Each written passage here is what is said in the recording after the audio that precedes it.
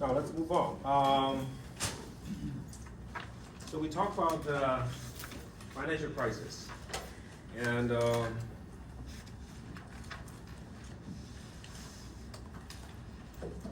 one of the key causes of this financial crisis was this mortgage-backed security.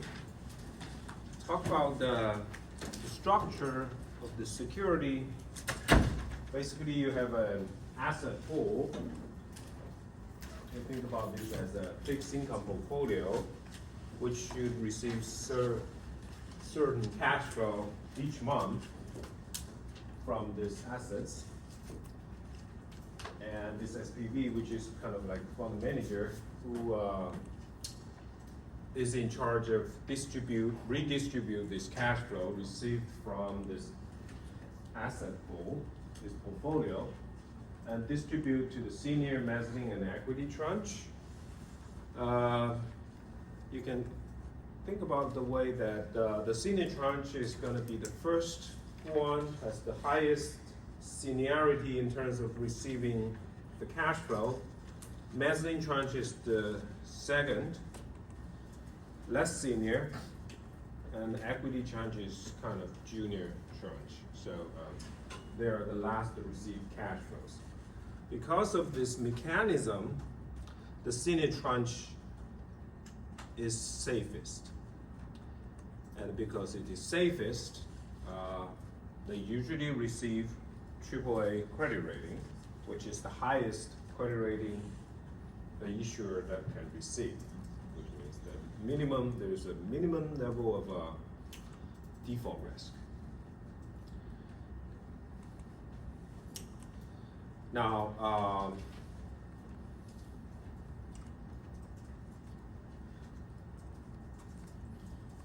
this is also called collateralized debt obligation. An ABS, the underlying asset or the fixed income securities. They can use these subprime mortgages as the collateral to issue tranches. And senior tranche is can be created using even those subprime mortgages. Equity tranche are usually retained by the issuer or the originator, sold to a hedge fund. Mezzanine tranche created from this subprime mortgage portfolio as collateral. They are very hard to sell, so they can use this trick again, which means that they're going to use this mezzanine tranche as the collateral pool and issue another level of asset-backed security. So you can look at this picture, which is simpler. So we have this subprime mortgages, a portfolio of subprime mortgages. Based on those mortgages, we can issue senior tranche, mezzanine tranche, and equity tranche. Senior tranche is rated as AAA. Equity tranche is not rated. So senior tranche can be easily sold to outside investors. Mezzanine tranche is usually rated as BBB, which are relatively harder to be sold. So what they do is to use this mezzanine tranche as the collateral pool. So like in this picture, basically they use all these asset 1 to asset n are going to represent the mezzanine tranches. So you're going to use mezzanine tranches as the collateral assets. And then create an SPV and issue another level of tranches. So use these as collateral to issue senior, mezzanine, and equity tranche. This is called CDO, ABS CDO, asset-backed security CDO. So when you create this, you about 75, so example, there is a ratio here representing the principal. And 75 of the principal will be rated as AAA. Mezzanine tranche, BBB, equity tranche is not rated. So now, my question is, how much of the original portfolio of this, so how much of these mortgages are rated as AAA? 75%. No. I mean, forget about all the rest, okay? If you don't do this, Oh, the reality, none of them are. right. If you don't use this, structural products, this asset-backed security, you don't securitize these mortgages, what percentage of them are AAA? 0. Right? They're not even rated. Which means that if you show these portfolio to the outside investors, nobody would like to buy them, almost, because they are not rated. The default risks are huge, it's huge, so nobody would like to buy them. When nobody buys these bonds, basically the bond issuer or the borrower, you can think about the mortgage borrower, won't be able to borrow to buy their houses. However, because of the securitization, now you create all these tranches. What percentage of this are rated at AAA? What? Say it again? 75. And then there's a 75 of that 20%. Which is another 5, so it's 80. Yeah, another, I think that's another 15 or something.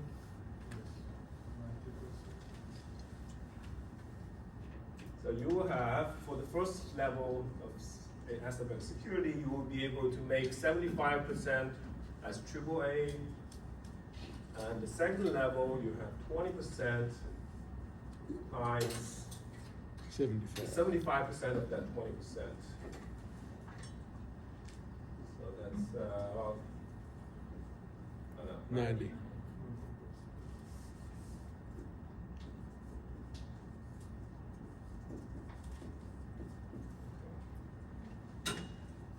So 90% of this asset pool, of these subprime mortgages, can be sold as AAA. And obviously, when you rate it as AAA, investors love to buy them.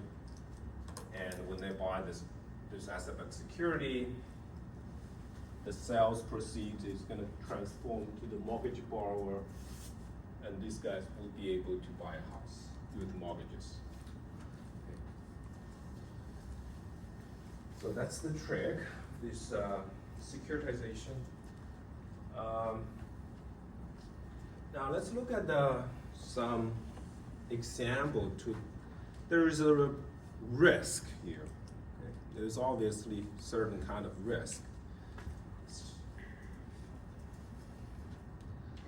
The risk structure of this product is very complicated. Here I'm just going to show a very simple example to show you the risk. So now let's look at the risk, the potential losses of these tranches. So we're going to do, so there's 4 representative cases. Okay. The first case, there is a 10% loss to the subprime portfolio. 15%, 20, and 25%. So we're going to compute the loss associated with each tranches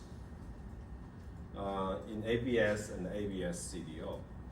So I'm going to talk about, let's start with the first one. The first case.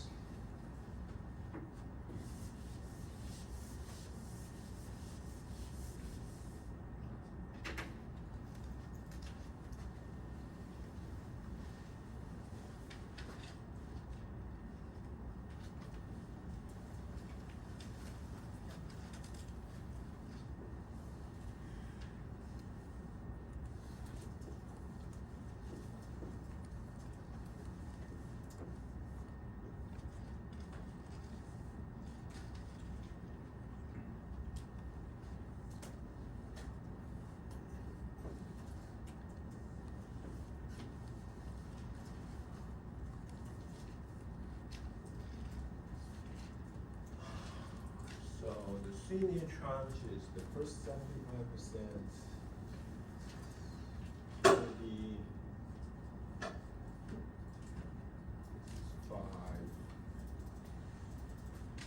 And that is 75, 20.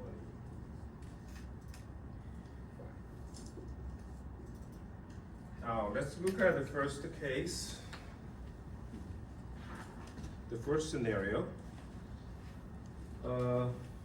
There is a 10% loss to the subprime mortgage. So this loss equals to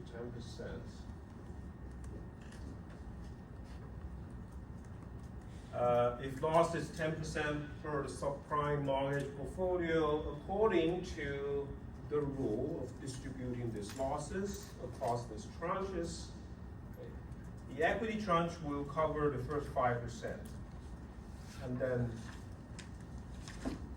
they are wiped out. They don't receive any cash flows. So if there is a 10% loss, then the equity tranche loss is going to be 100%.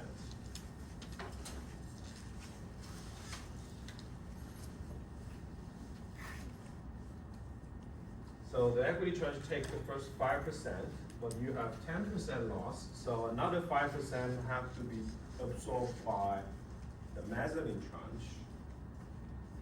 So 5% divided by this, the principal is 20%, so that's going to be 25%. So this is 0. So senior tranche holder is not going to lose anything, because equity plus mezzanine is going to cover 25% loss, and there is only 10% loss.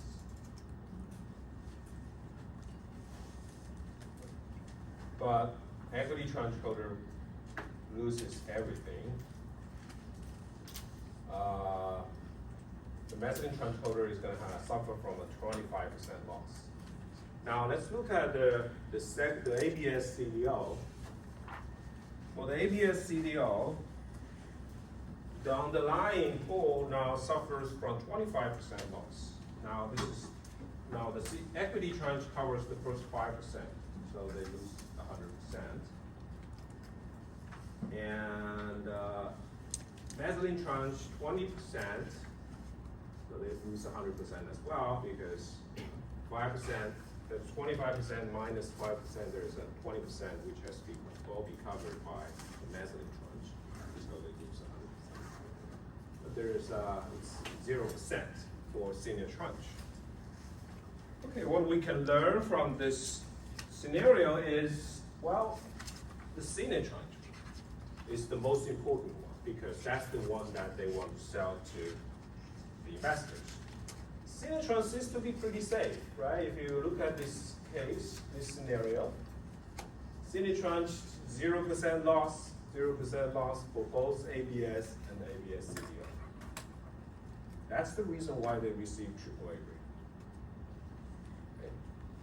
That's the reason that all this entire structure is trying to protect senior tranche. Okay. Now, what if the subprime mortgage suffers a 25% loss?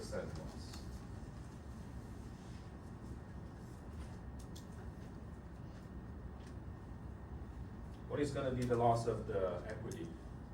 100%, right? Now, what about the mezzanine tranche? All of it. All of it. 100%, okay, 100%. Because 20% plus 5, that's 25%. So senior tranche of ABS is 0%. Loss is 0%. What about all these tranches? Everything is done. Since the underlying pool loses all their cash flows, all of them suffers 100% loss. So they don't receive, there is no cash flow of their underlying pool anymore, so all these tranches receive 0 in the future. So now you can see the problem here. this is AAA, which is okay when loss is 25%, but this is AAA as well. Now, if AAA suffers 100% loss, if the loss of the underlying is 25%, even though this is rated as AAA, you have this potential loss of 100%. You can also use the same method to compute. I would recommend you to do it after class. Try to figure out all these numbers on the table. Okay. For these two scenarios in between 15 and 20%, you should be able to get all these numbers. So the takeaway from this example is that the senior tranche is not really that safe as they look, especially for the ABS CDO. This is exactly the case in 2008. Many banks lost money investing in this senior tranche of ABS CDO. For example, Merrill Lynch. They were rated as AAA. Of course, you can imagine that, the credit rating agencies receive a lot of criticism due to this AAA rating of the senior tranche.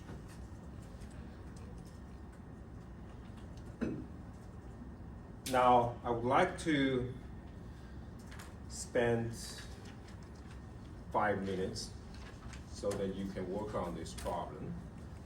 Try to figure out what is the senior tranche loss of the mezzanine CEO. And then we will work on it together.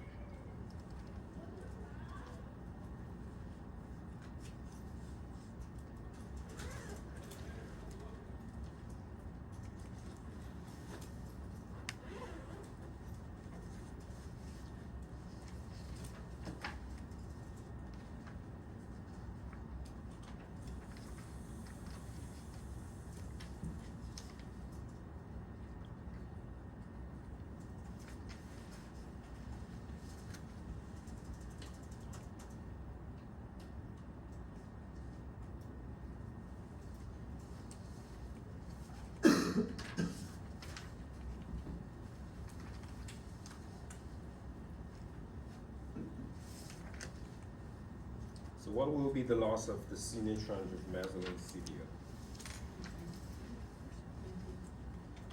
How much? 18, 20, no, 0? What did you say? Sorry.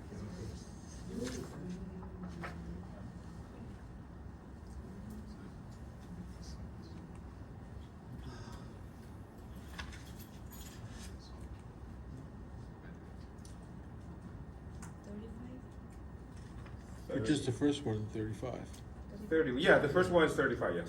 Mezzanine trench is 35. Now I'm asking about the senior trench of the mezzanine CDO, which is Okay. this one. 13.3. 13.3, yes, thank you. So let's work on this together. There is a 12% loss. The underlying subprime mortgage. So the first equity 5%, so say we'll lose 100%. And that covers the first 5%, and then there's next 7% will be absorbed by the mezzanine tranche, which is covers 20%. So the loss of this is 7 divided by 20, which is about 35%. Okay. And if that's 35%, this is 5%, they suffer. So the underlying pool now suffers 35% loss. So the equity is covers 5%, mezzanine 20%. Now you have this is 100%. So the next is gonna be, the total is 20%, 25, this is 35, so the senior tranche has to cover another 10% loss divided by the total principal of 75, so that's about 13.3.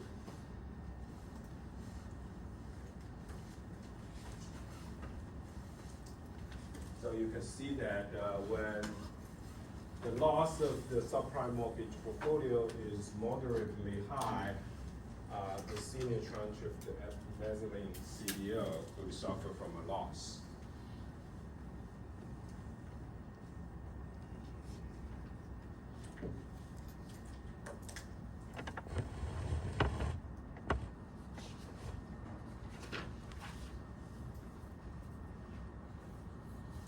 Yes.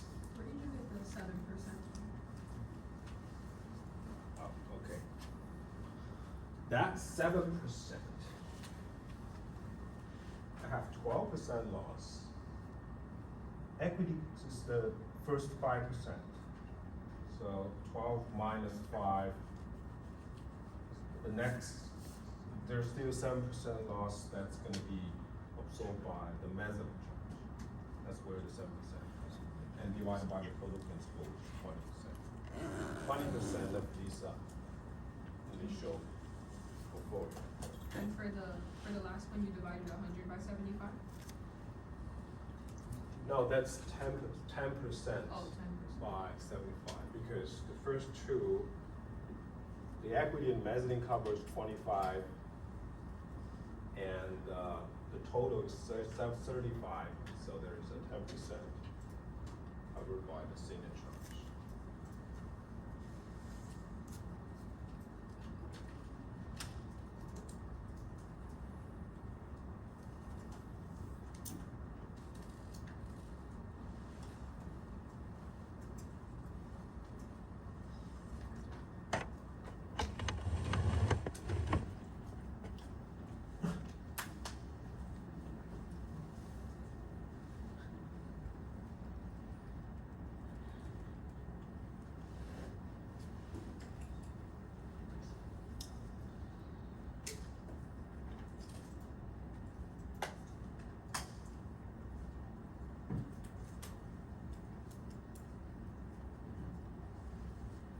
Okay, so that's just an example.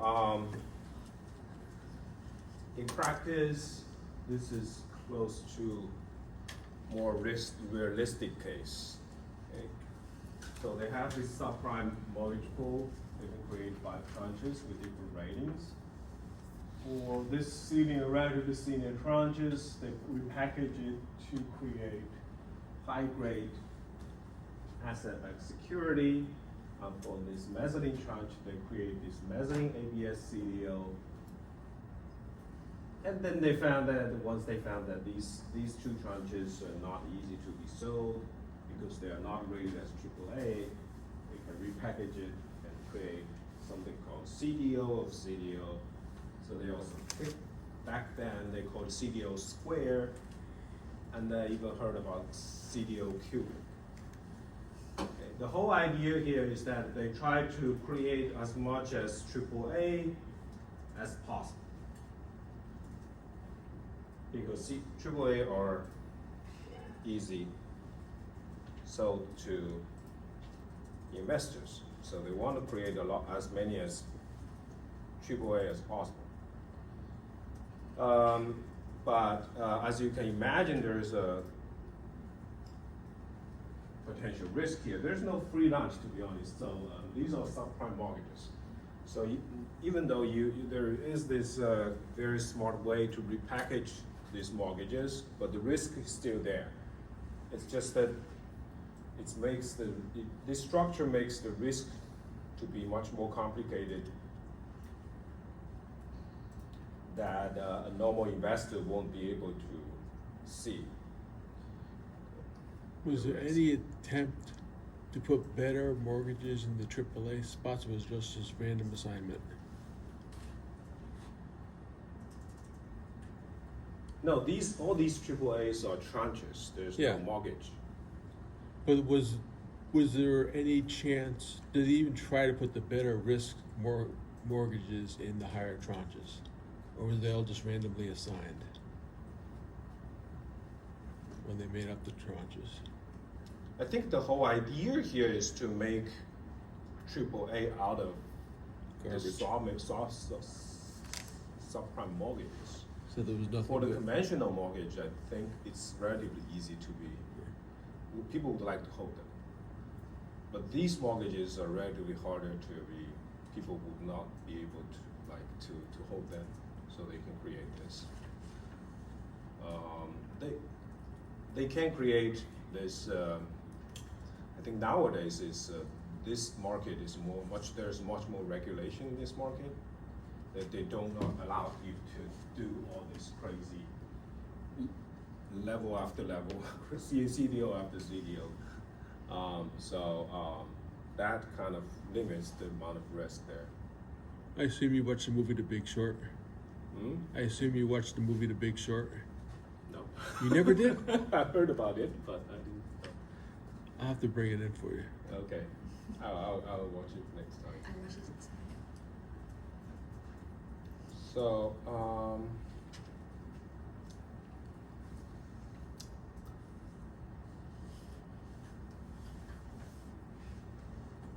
okay, so I guess one thing that we have to bear in mind is that this triple B tranche is very different from triple B bond.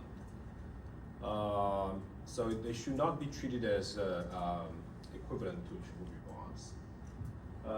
At least a few important differences here, even though they are also rated as triple B. Bonds recovers some of their value when a firm goes default. This is because when a firm goes to default, they will liquidate their assets. So the bondholder will take over the firm, the equity holder will give up. Basically, the equity holder will give the firm to the bondholder and refuse to pay the interest on those debt. But the bondholder can liquidate the asset of the firm. By liquidating the asset of the firm, the bondholder will receive something. Okay? Usually, on average, about 40% of their principal. So you will be able to receive something, not 100% loss. It depends on default correlation, which is another important parameter here. It measures how many bonds default at the same time. During the crisis period, many borrowers default at the same time, therefore default correlation is high. We will talk about this default correlation later when we talk about the bank regulation. It's important to bank regulation as Triple B tranche is the risk characteristic is very different from bond. They tend to be very safe or completely wiped out, which they call the cliff risk, because they're usually very thin. So if you look at the previous picture, triple B bond, triple B tranche of these high-grade ABS CDO is 1%. That's why we call it very thin. So if you go back to the definition of the distributing of those losses, you can imagine, right? If the loss of this is less than 1%, triple B tranche will receive 100% cash flow. But if the loss of the ABS of this the first three tranches, the underlying pool is more than 2%, so 1% to 2%, that's not a big deal, but the triple B tranche won't receive any cash flow. So they lose 100%. So that's very different from a bond where you're gonna receive something even though the firm goes bankrupt. The triple B tranche, there is a certain chance that you're gonna lose 100%. Default correlation also very hard to estimate as well. So that's so usually if you think about triple B tranche, they will be much more risky than a triple B bond. There is a lot of consequence of the default of these mortgages. Financial institutions and other investors who have bought the tranche lost their money. And then there's this flight to quality. This is a special phenomenon that we observe for the credit market. So when there is big losses, default of a big company, investors would not like to take any credit risk, even with another company which has nothing to do with the default company. And they would like to buy treasury, which is supposed to be risk-free. Therefore, because of this shift in demand, if you have a high demand for treasury, that's gonna push up the treasury bond prices, which is gonna lower. So bond price and interest rate is negative related. So if you push up the bond price, interest rate on treasury is gonna be much lower. And the credit spread, the credit spread, which is basically the difference between the interest rate on corporate bond and the treasury, will become much bigger. So because investors sell corporate bonds and buy treasury, that lowers the corporate bond price and increase the treasury price. So that's gonna increase the corporate bond yield and lower the treasury yield. So the difference is called credit spread. Probably gonna mention it a few times later.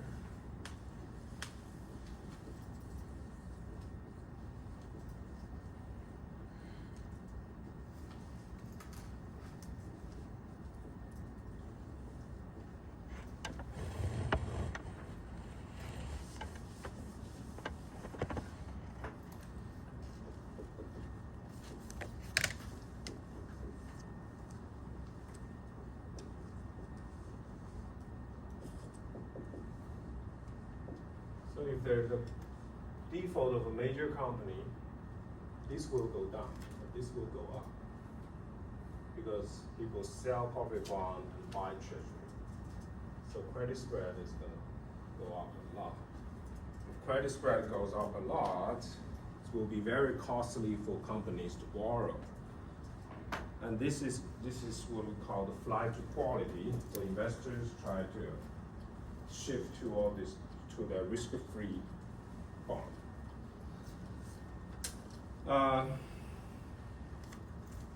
And this is bad for companies because it's much harder for them to borrow.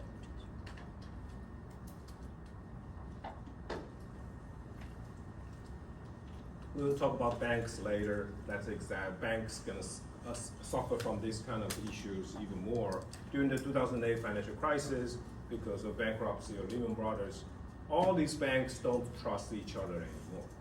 So they don't want to lend to any other big banks. So the lending market was frozen at that point. Nobody would like to lend. And all these banks suffer from a short-term liquidity issue. They won't be able to borrow at all. They will not be able to borrow. The tranche of ABS and ABS CDO were downgraded by rating agency, and rating agency were doubted. Big banks suffers huge losses that leads to government bailouts, which is very controversial. We will talk about the reason later. Banks are much more heavily regulated. They're required to keep more capital than before, and they maintain a certain liquidity ratio. We'll explain all these concepts later today. So, agency cost, there's this cost that incentive of two parties in the business relationship are not perfectly aligned. This is called the agency cost. So there's all these different incentives which are not aligned, perfectly aligned. The mortgage originators make loans acceptable to the creator of ABS and ABS CDOs. Valuer, the guy who valued the house provides high valuation in order to lower the loan to value ratio, which means lower default risk. So the home buyer will be easier. It will be easier for a home buyer to get a mortgage in this case. And the creator wants to create as many AAA rated tranches as possible. Rating agency will criticize because there's an incentive problem as well. Half of their income came from structured products. So this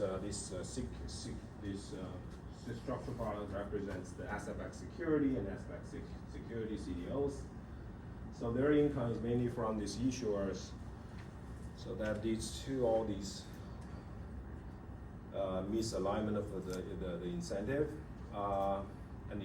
and the compensation is create a short-term horizon for decision making for the banks.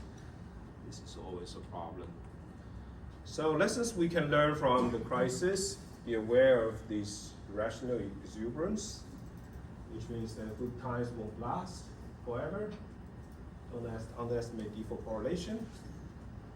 The recovery rate of corporate bond can decline when default rate increases, and you have to ensure that trader and other personnel make decisions work in the interest of their work for the organization that they work for. And if a deal seems to be too good to be true, it probably is, because over in that period, AAA rated tranche can earn like LIBOR. LIBOR you can think about as a risk-free rate plus 100 basis point, which is 1%.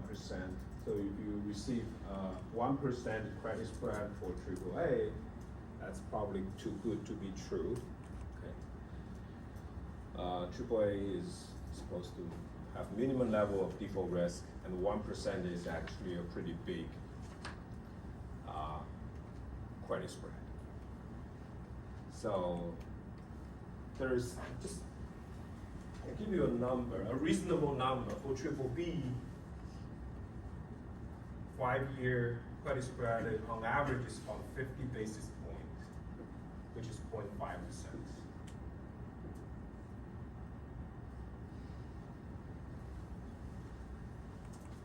So if your AAA receives a 1%, that's probably too much. Don't rely on credit rating. Transparency is important. Resecuritization is a bad idea. Resecuritization basically means that you create these CDOs on CDOs on CDOs. So the second level, this is called resecuritization.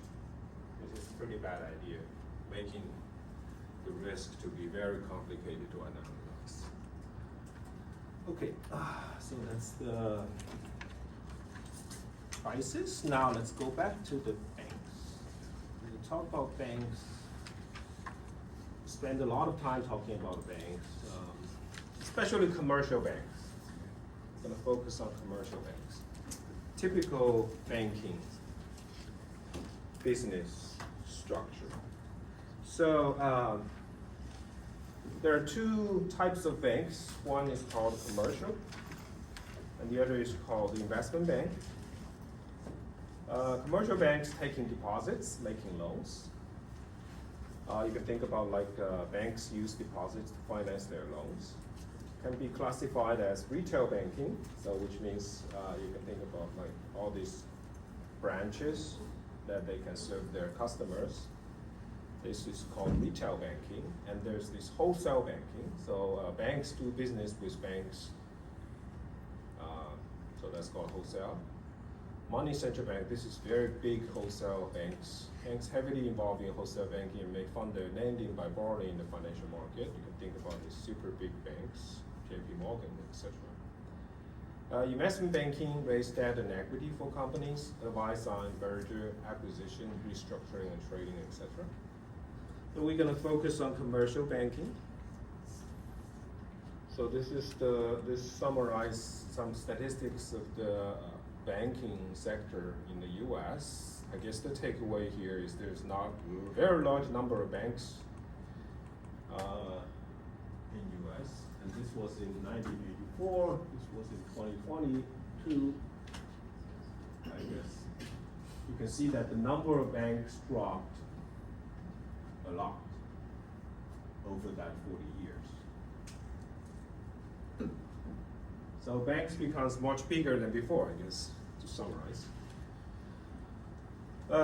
This is all due to this regulation history. Banks are heavily regulated. So there's all these acts.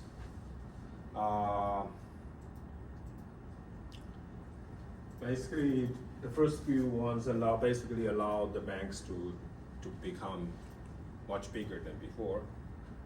And then this one is after the 2008 financial crisis, which basically tightened the bank regulation.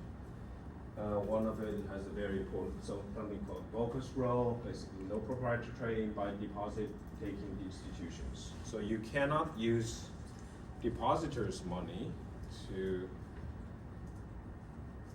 speculate, to trade stocks or any risky assets, or invest in this asset-backed security, those kind of things. So that's kind of the regulation. Now let's look at this banking itself. So before we talk about the banks, we need to understand the capital structure because it's very important for banks. Capital structure is very important for banks. So what is the capital structure? I mentioned it a little bit before at the beginning. So capital structure is basically this choice between equity versus debt.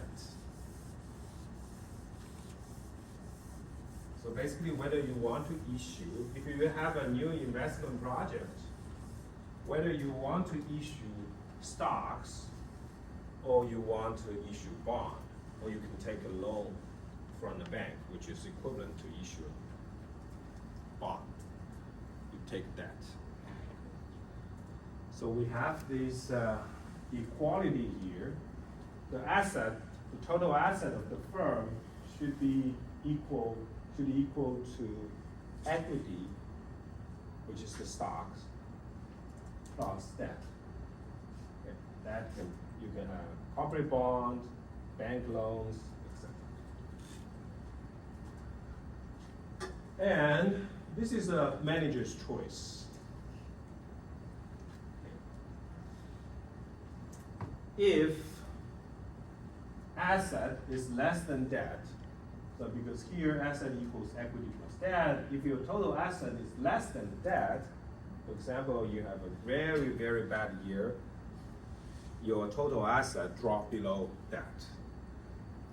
And then, right, according to this equality, if left-hand side is less than debt, equity must be negative.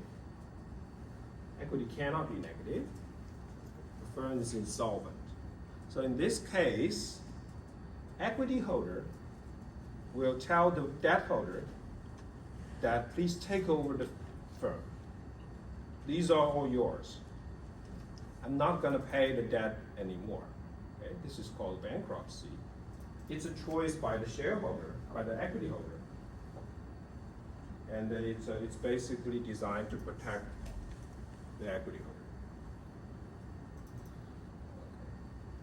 from unlimited liability. So that's called insolvent. So as you can imagine, because of this, we can measure the bankruptcy risk or default risk. A bankruptcy and default are different. Okay, if you look at the details, but at this stage, let's just make it the same. Okay. I'm gonna use these two words interchangeably. So they're pretty close though. So we're gonna use this measure. I'm gonna call it leverage ratio.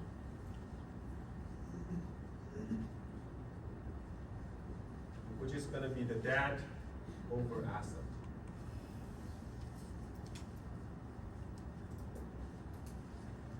Okay, so this is debt over asset. We're gonna call it leverage ratio.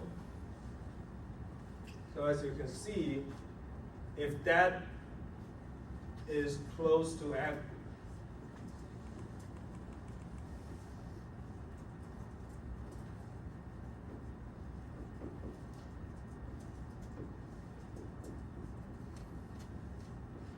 if debt is close to assets, then your leverage ratio will be close to 100%. That represents default. Okay, if you are close to 100% leverage, you are very close to default. Or you're bankrupt. Because in this case, debt equals to asset, so equity is 0.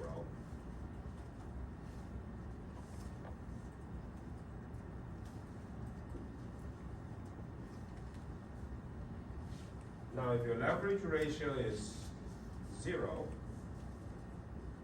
which means that you have 0 debt,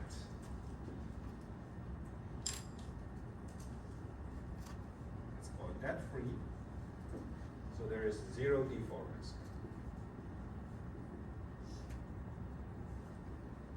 You have no debt, so you have no default risk.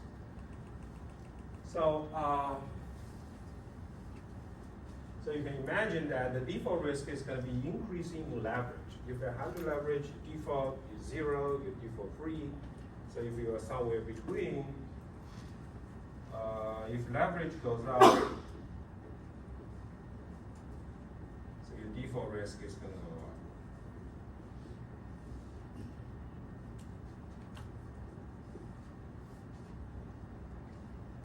Until your leverage reaches 100%, you will default. Because your asset value is the same as debt, your equity is 0. So you choose to default. So this leverage is so this leverage mainly used in corporations. For mortgages, we have a similar measure, right? Remember that? It's called loan-to-value ratio.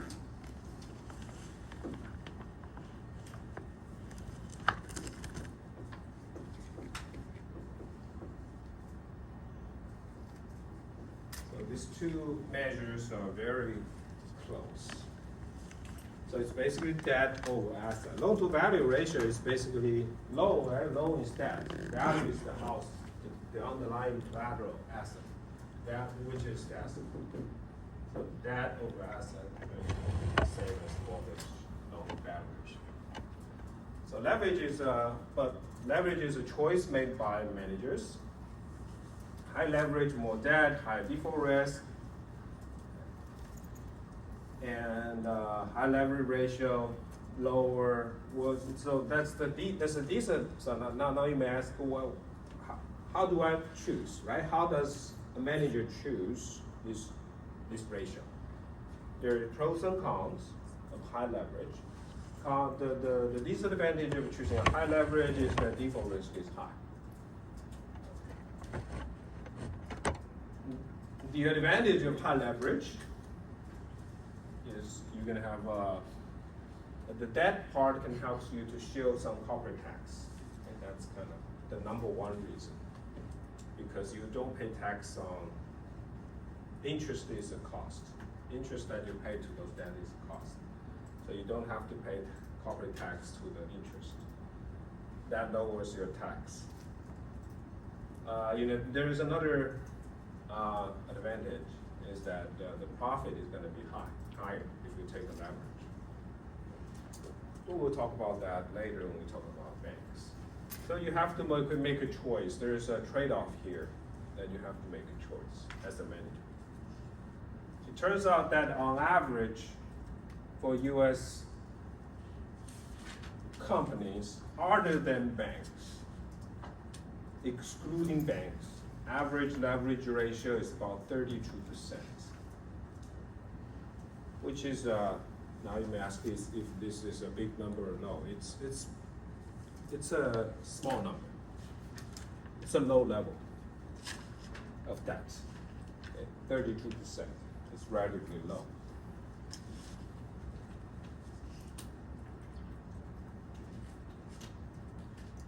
Some of the tech companies even don't take any debt. Zero leverage.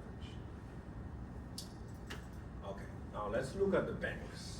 Now after introducing the capital structure, we can look at the banks. Oh, let's go to this example. So XYZ has a leverage ratio of 32%. Its asset value dropped by 10% this year. Let's ignore the impact on its bond price. What percentage does its equity value decrease? And what is its new leverage?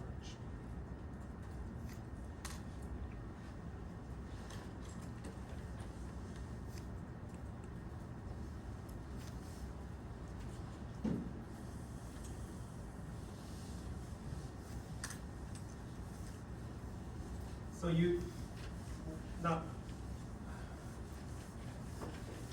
it's important to notice the difference between debt holder and the equity holder.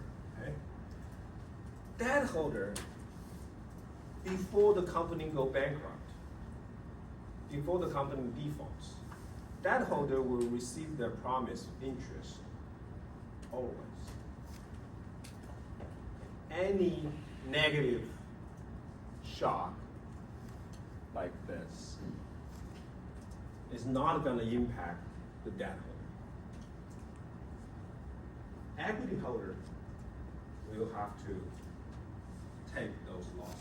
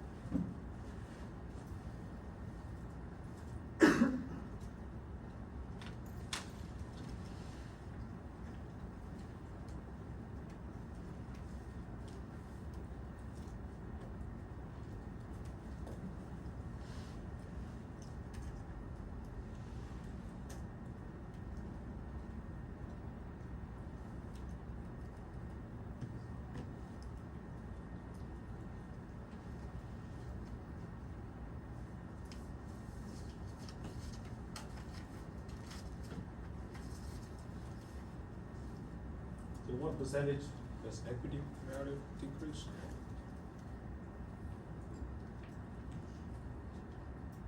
Only 64.4%. Say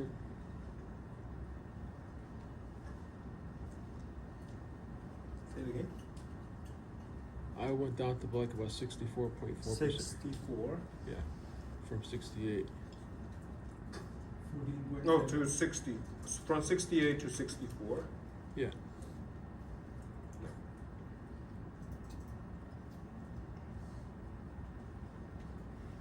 Any other answer?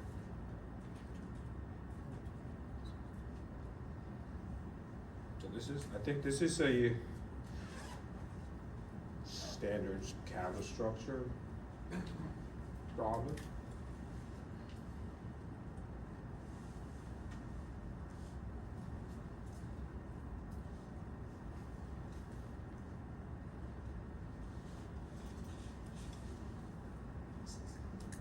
Hmm?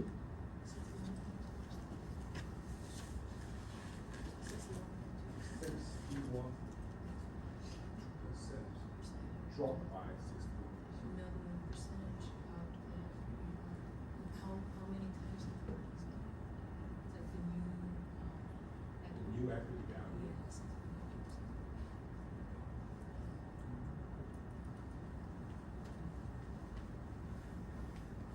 So let's look at these together. It should be straightforward.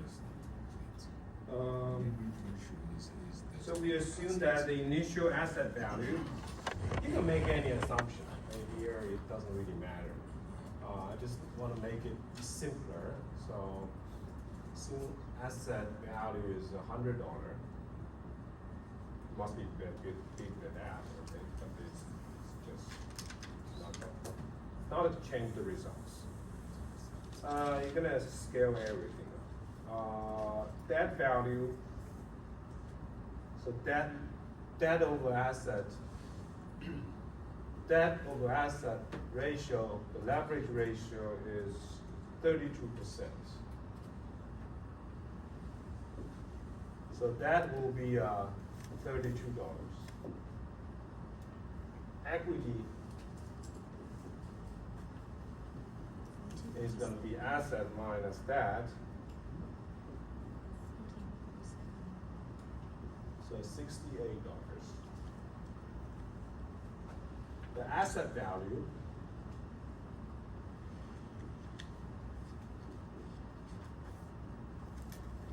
will drop by $10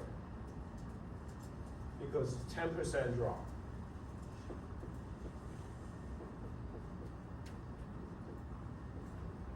So your asset value will drop by $10. And that drop will not affect bond holder, debt holder. So equity will have to drop $10.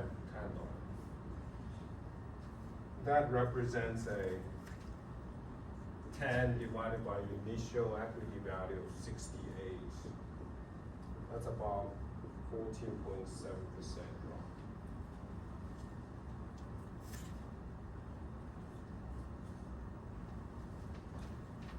The equity holder dropped, the value dropped by more than the asset value because of this leverage.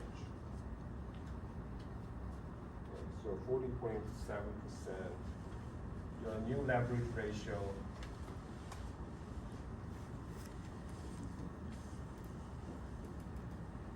is going to be, because that value remained the same, 32, divided by 100, minus 10, that's the new asset value, dropped by $10. So that's your new leverage.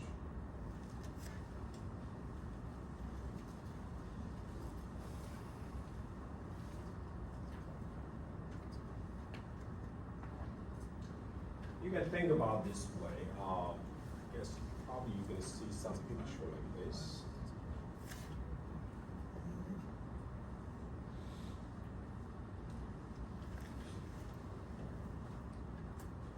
This is your old asset value.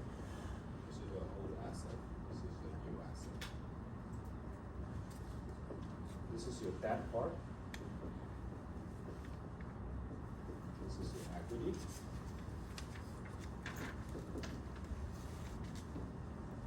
So there is a drop in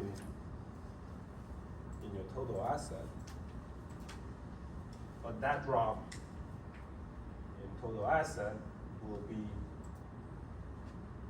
absorbed by equity holder.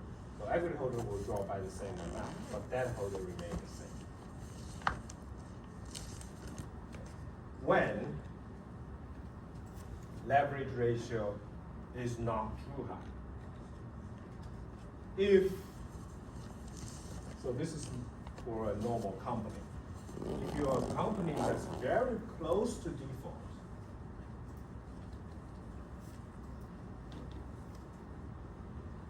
which has a very high equity debt ratio, so this represents the total asset.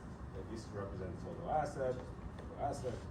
But if you have a company that looks like this, now if there is a drop in the asset value again, the equity part will drop and the debt part will drop too.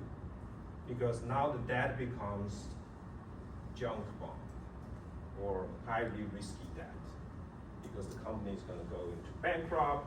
Debt as a debt holder, you will concern that you won't be able to receive your interest payment because the company is going bankrupt, so the market value of the debt is going to drop.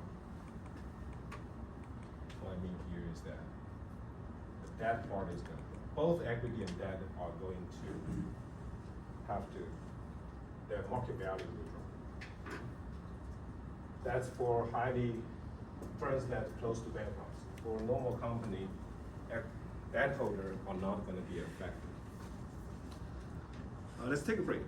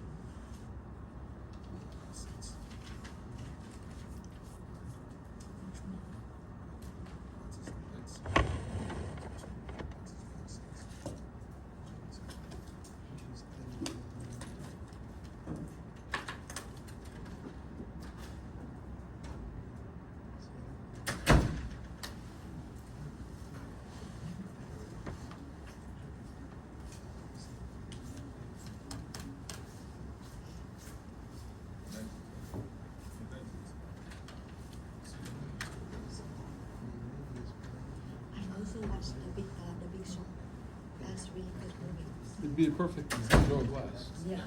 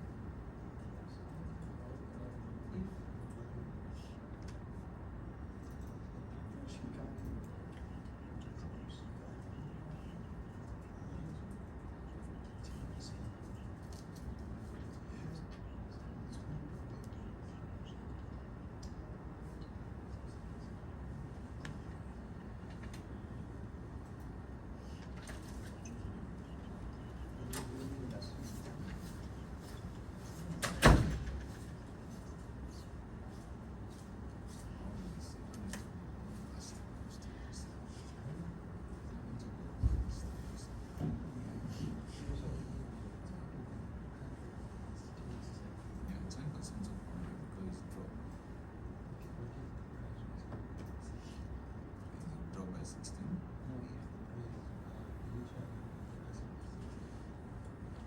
Plus 16.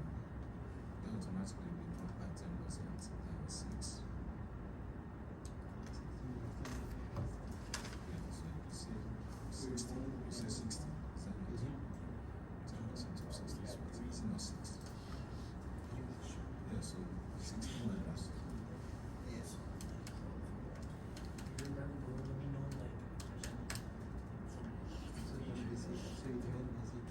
Why is gonna happen? If the assets originally you said was 60, and it drops by 10%. So the new assets will be the original assets less 10%. So it's gonna be 60 minus 6. Because 10% of 60 is 6. So it's gonna be 60 minus 6, which is 50. Yes. Yes, so the new assets becomes 54. Exactly.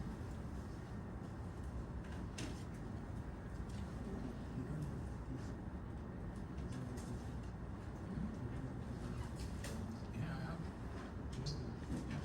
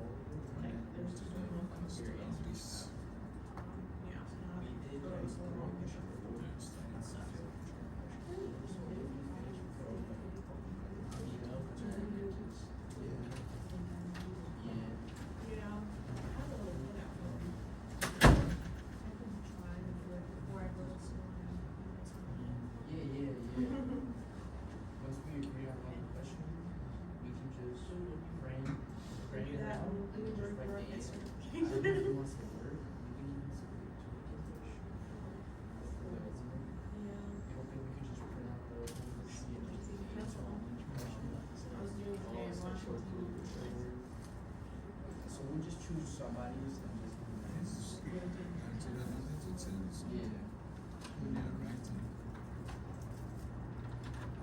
It seems like this. Yeah, so it's somebody that is so difficult. Yeah, really to us, that's a 5.5.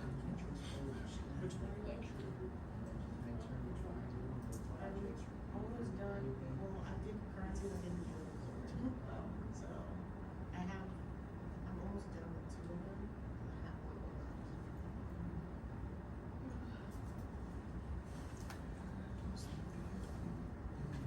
I did some of the investment. It's fucking hilarious, and I'm like, there you go.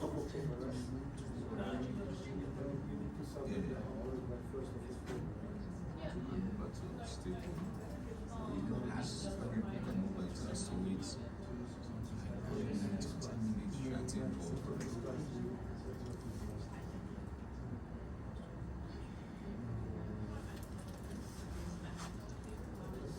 The e-book should submit a single copy of the solution in the class.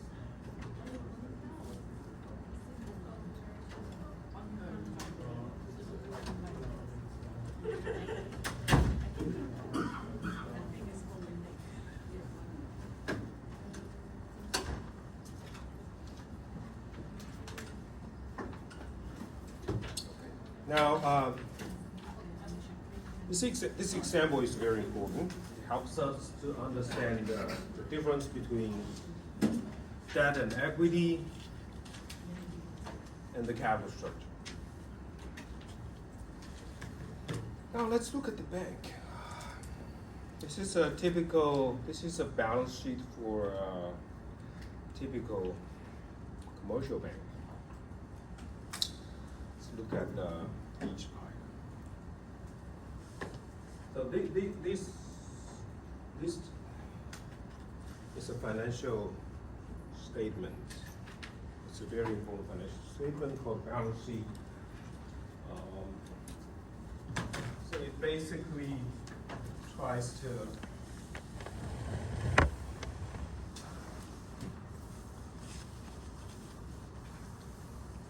show you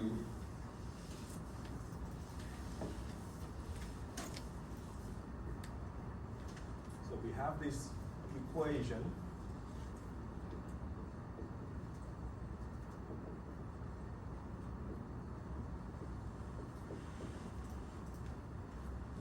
So this is where this table tries to capture. You see, left-hand side represents each components of asset.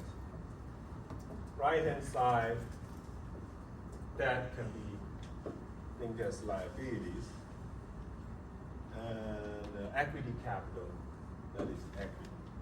So the left-hand side should be eventually the total value of the components of assets should be the same as equity plus liabilities, which are debt, 100%. So you to 100%, so it's called a balance sheet. So in general, you can think about, when you think about an item which should be listed on the left-hand side or on the right-hand side, you can think about their future cash flow. So if it to a company that this item represents future cash inflow, it must be an asset for the company. If it represents cash outflow in general, that's a liability. So let's look at this let's start with bank assets. So these are the major bank assets. First one is cash. Cash is simple, right? So it's either cash or sometimes called cash equivalents. You can think about like short-term U.S. Treasury, like 1 month, 3 months U.S. Treasury. They have very high liquidity. So which means by liquidity, I mean if you can easily sell those assets, securities for cash, very easy, without much loss, without any loss. It's actually risk-free. So usually for any risk-free assets, we call them cash. Okay? That's 5% of the total asset. Marketable securities. So you can think about these as like stock or bonds issued by other companies, not by this bank. Okay, other companies. So they hold bonds issued by Microsoft, for example. That's going to be put in the category of marketable securities. That's 10% of the total assets. Now, this is the major component of a bank asset. So this is the loan portfolio. Loans, bank loans, 80%. That's a huge fraction. So what are these loans? So these are the loans that banks lend to companies or individuals. Mortgages will be categorized in these loans. These loans, even though you may ask, well, if they're loans, they're kind of debt, why are they assets? Because for any debt, there is a lender and there is a borrower. To the lender, they're gonna receive future interest payments. So loans are assets for the lender, because lender will receive future cash inflow. So bank loans are a major asset of banks, because borrowers, those companies and individuals, home buyers, will have to pay interest on these loans. Bank will receive those interests. So that's major bank assets. The major bank assets are these loan portfolio. Fixed assets, 5%, not big deal, right? You can think about the skyscrapers in Manhattan. You may think that, wow, those are very expensive assets. They're not. Compared to the loan portfolio, you can see that those things, those big, tall skyscrapers is just a very tiny fraction of their assets. The major asset are bank loans. Okay, so that's 100%. That's the bank asset. Now let's look at the liabilities. The major liabilities are deposits. 90% of the asset there, not the liability, but the asset there, are deposits. So you can see that on the asset side, loan portfolio is 80%. On the liability side, deposits are 80%. That's why we summarize the bank's business as taking deposits and making loans. And they basically use those depositors' money to make those loans. And they charge a high interest on those loans, and they pay a low interest on those deposits. So there is going to be a net interest, which is the major source of income for banks.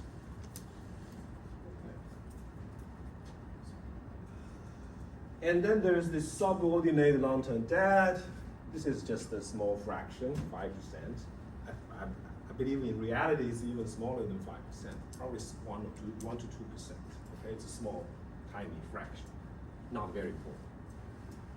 The most important are deposits and loans.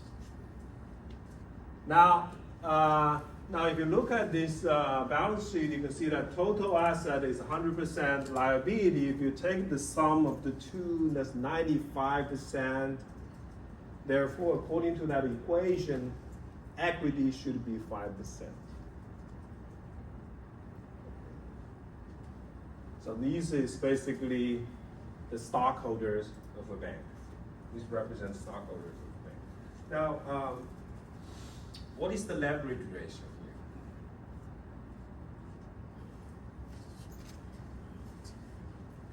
20? 20.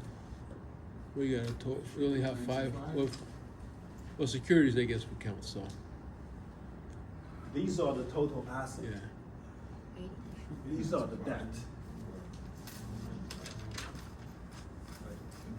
So leverage ratio is debt over asset.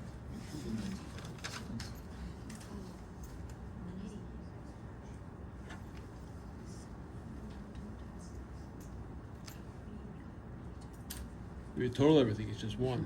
95%. Yes, it should be 95%. So 95, so debt, which is the liabilities, 90 plus 5 divided by assets, so 95. Now, if you talk to any bankers, you have a 95% leverage.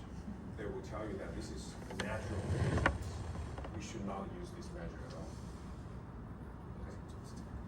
But if you really use the standard leverage, it scares you. This number is huge.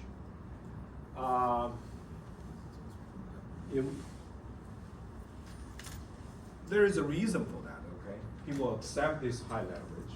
There is a reason. Comparing to, if you look at the previous industry firm, industry firm has a leverage of 32%. Now, if you look at typical bank, the 95, but I think 95 is a little bit exaggerated. In reality, for US, typical commercial bank average leverage, if you use this measure, is about 85%, which is still high, which is still very high. There are a couple of reasons why they can take such a high leverage. It's not because of their business standard. It's because the loan portfolios are well diversified. They have a huge loan portfolio which are well diversified, so they can kill all these idiosyncratic risks, leaving only the systematic risk in this loan portfolio. So this lowers the asset risk of a bank. Well, if depositors want their money, let's say, like with this example, let's say depositors, 50% of them want their money. Is that Then not a there's risky element? No, the bank won't be able to pay them. That's called a bank run. Yeah. By definition, depositors cannot all withdraw their money. Bank won't be able to pay. So that's why we have all these this regulation, those kind of things that basically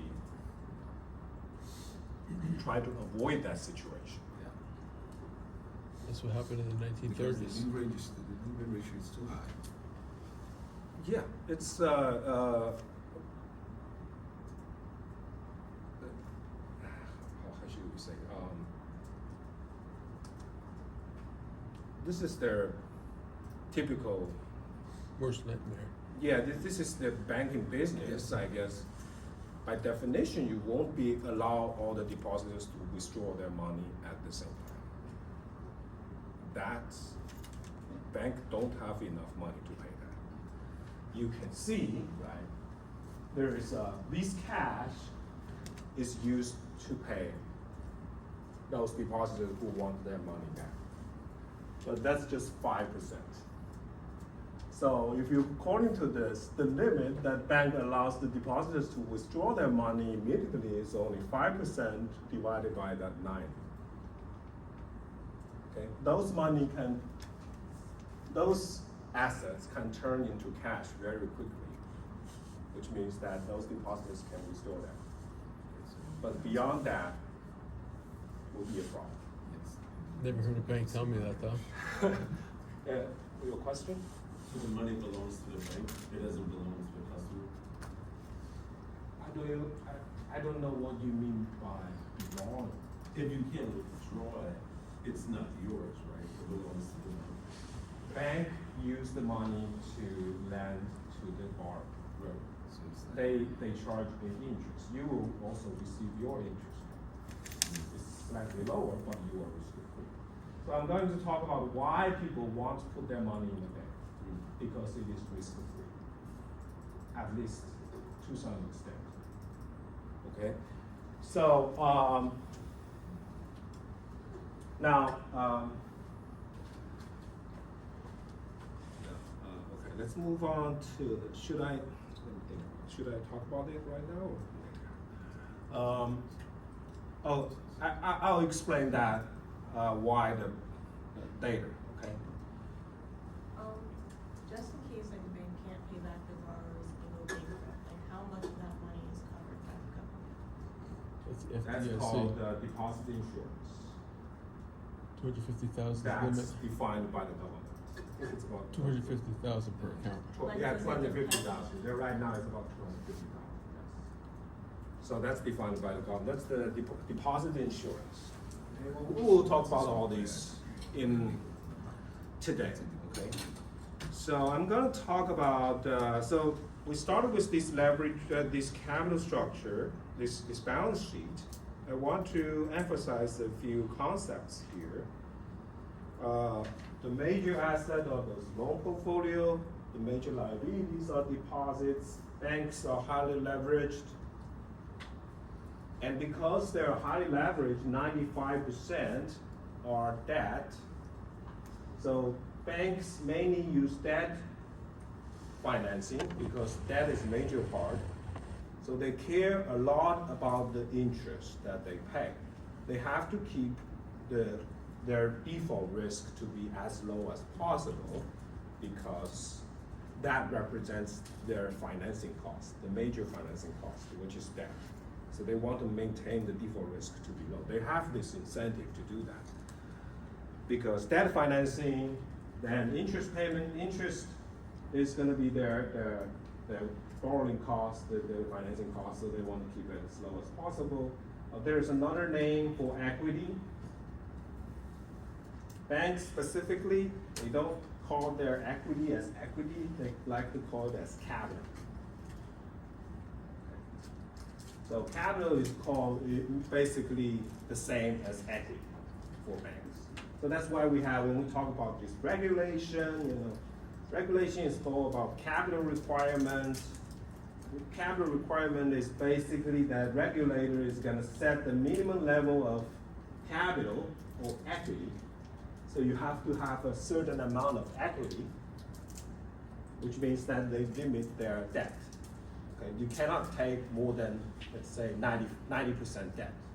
So you need at least 10% equity. That's called the capital requirement set by regulators. Okay, now, of course, banks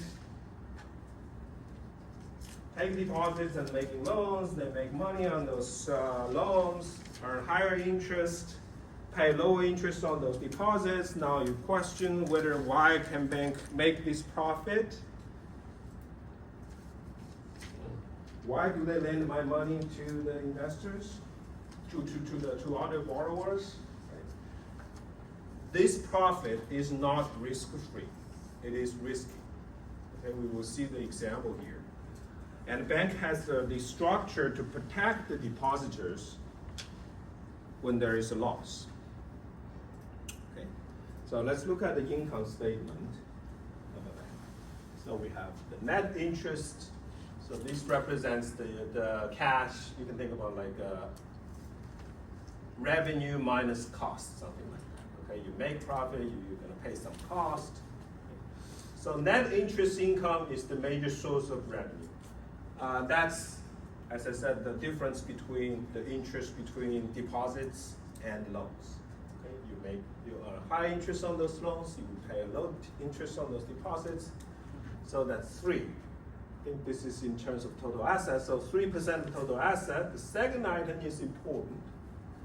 It's loan losses.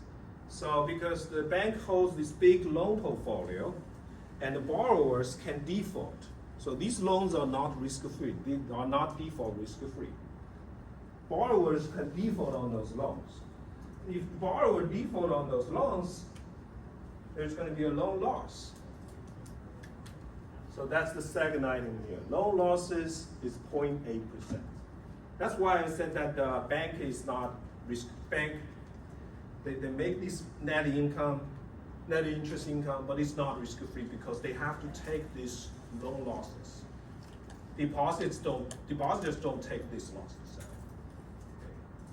So no interest income, so those are just some operating expenses. So no interest income, 0.8%. You can think about like service fee that they charge, non-interest expense about 2.5, salaries of their employees, etc. So if you take the sum of them, the pre-tax operating income is about 0.6% of the total asset. So making a profit here this year. So it's a good year. So we can measure the performance of a bank using the operating income divided by equity. This is, we call it a return on equity. It's not stock return. So at the beginning, this name is it's kind of confusing. Return on equity is not really stock returns, but it's a counting ratio. Operating income divided by equity. So what is the ROE in 2024 in previous bank?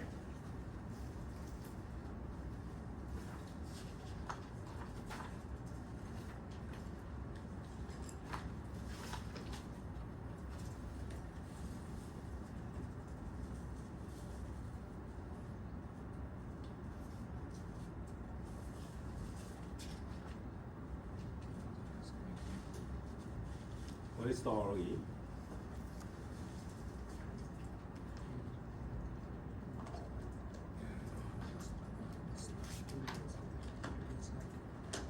Yeah, is this one from this income statement? Yeah.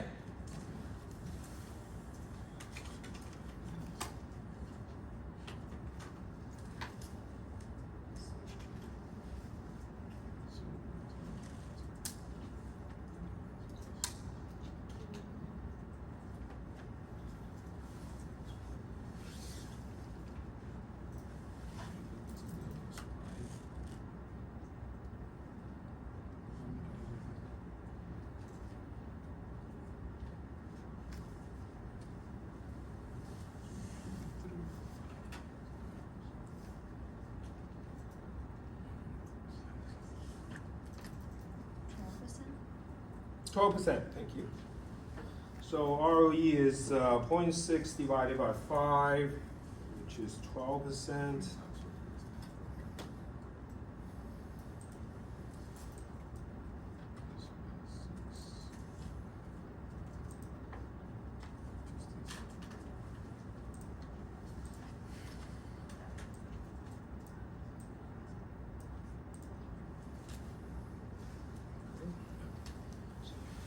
Operating income divided by equity.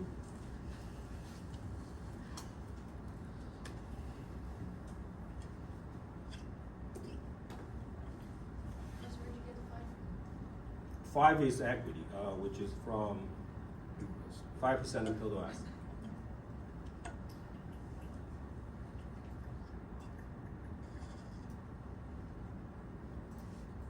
So you look at pre-tax, Yeah.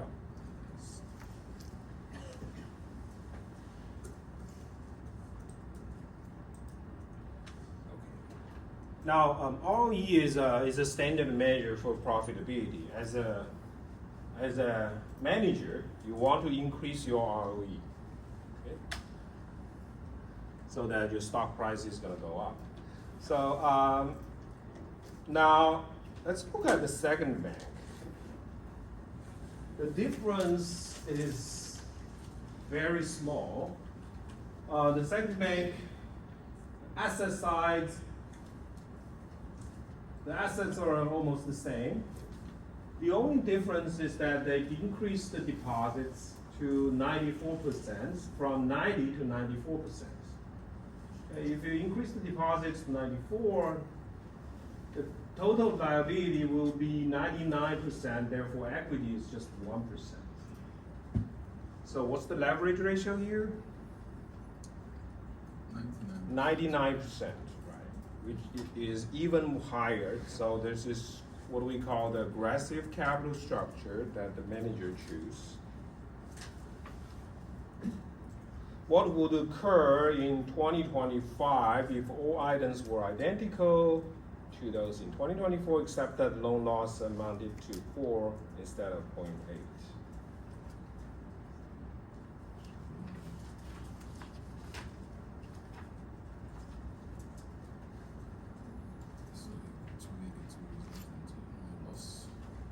gonna be a pretty bad year for 2025. Okay, a lot of loan losses, a lot of the borrowers default, and as loan loss is high. What will happen?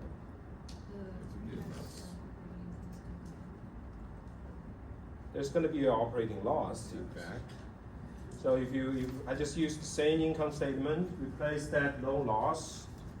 So if you look at the previous one, from 0.8, I'm gonna replace that with 4. The rest of them are the same. And now if you calculate the operating income, take the sum of the 4 items, okay, you're gonna have an operating loss of 2.5% of total asset. So you're gonna suffer from a loss if loss is high.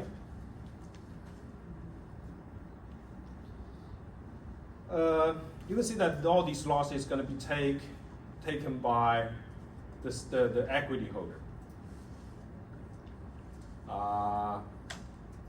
The equity holder first.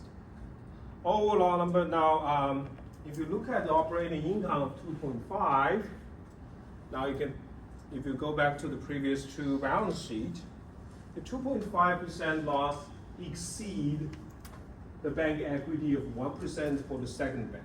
The second bank equity is 1%. The first bank is 5%.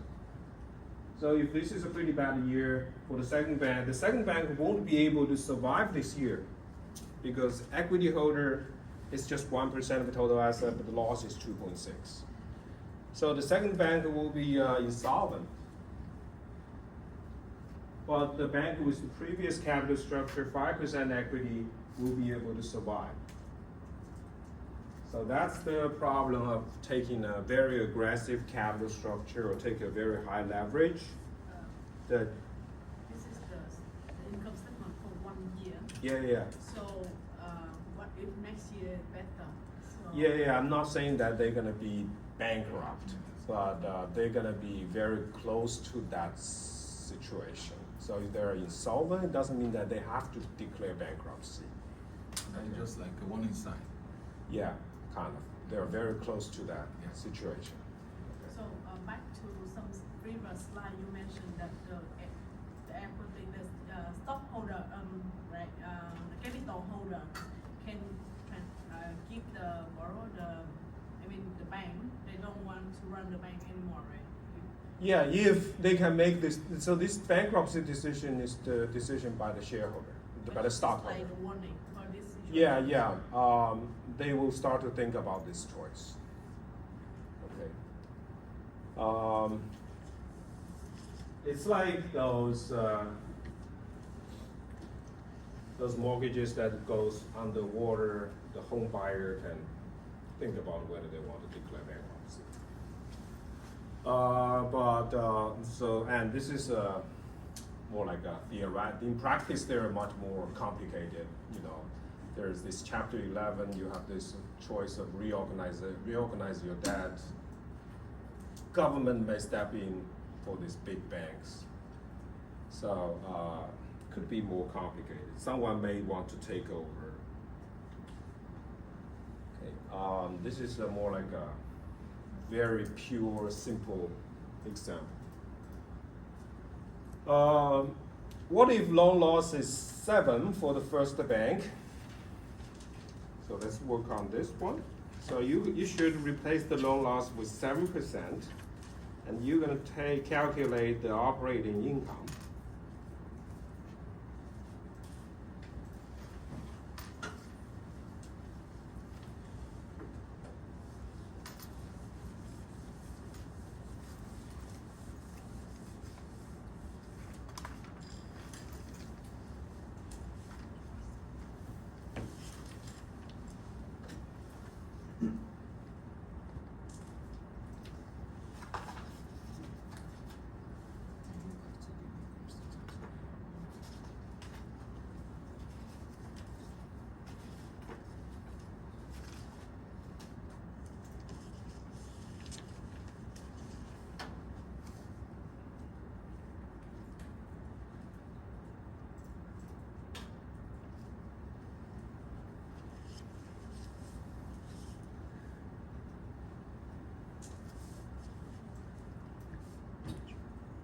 So for the first bank, equity is 5% of the total asset.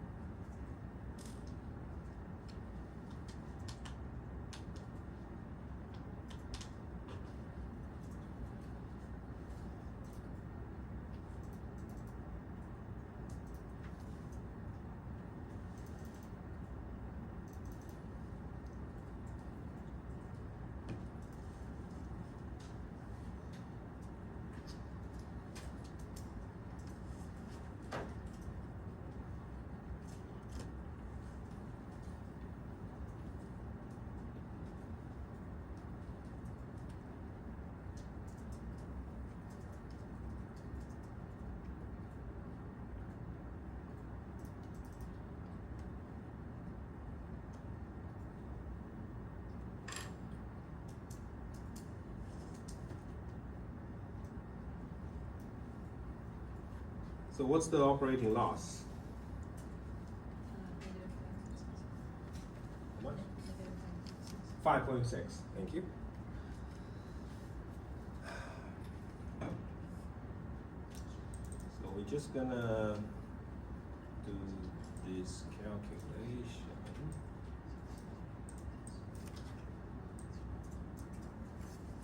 What is this bigger?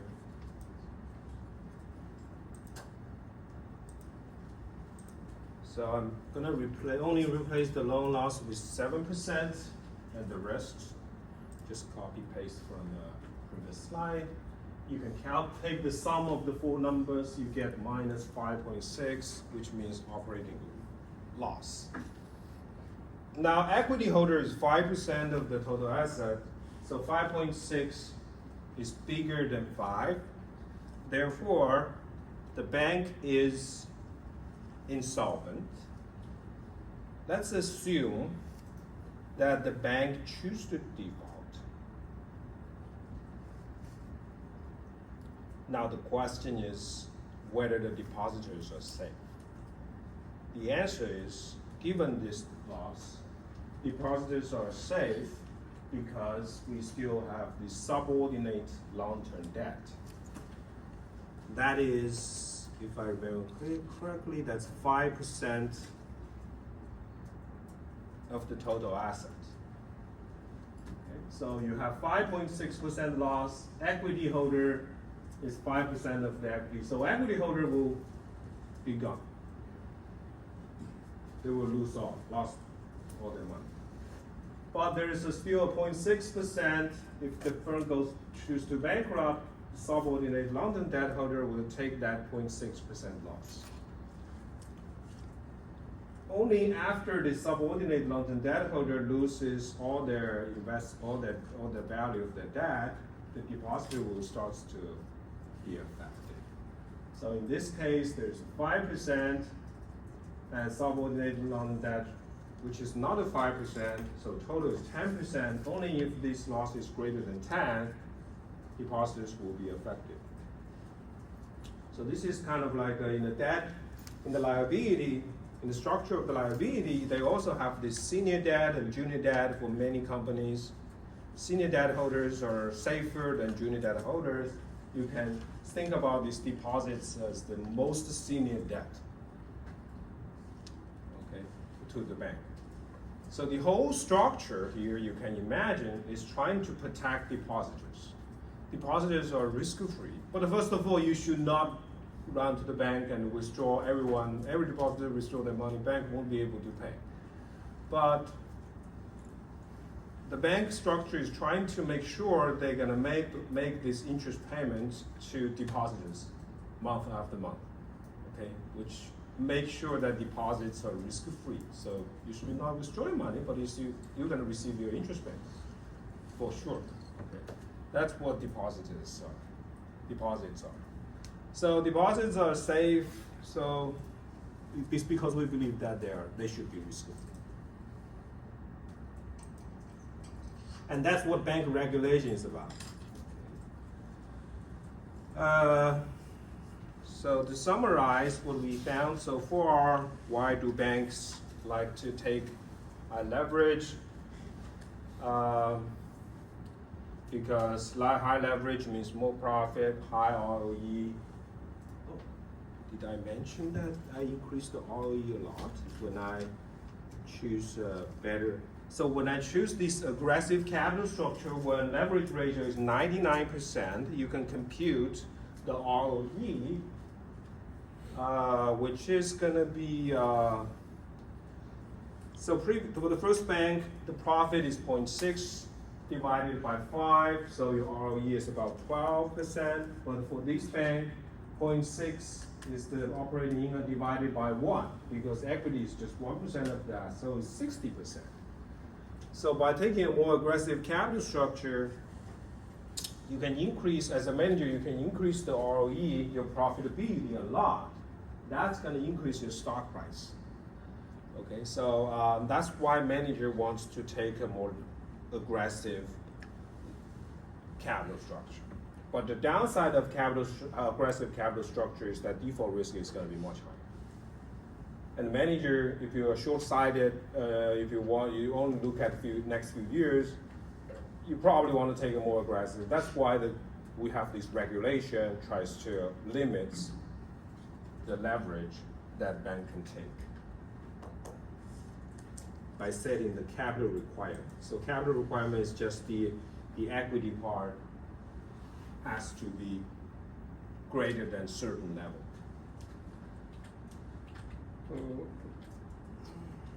Okay, so summarize, high leverage, high profit, less corporate tax. And the other reason that a bank can take high leverage, as I explained, is that because especially for these big banks, they have well-diversified loan portfolio. Loan, relatively speaking, is less risky than a typical company's asset. And if you have a huge diversified loan portfolio, it's even safer. So the risk on the asset side is much smaller than a typical company. That's why this allows them to take a huge leverage. But there is a drawback, is that high bankruptcy risk in bad times. This again goes back to the undiversifiable risk. When you have a big loan portfolio, you can diversify all the idiosyncratic risk, but you cannot diversify the systematic risk. If there is a big negative shock to the overall economy, if we have a recession, people always worry about that whether bank will be able to survive through this crisis. Okay, it's because they have a well-diversified portfolio, but they're still exposed to the systematic risk, and they take a huge leverage. So it's a big concern. So. Then that goes to this bailout of a government and leads to a lot of issues. So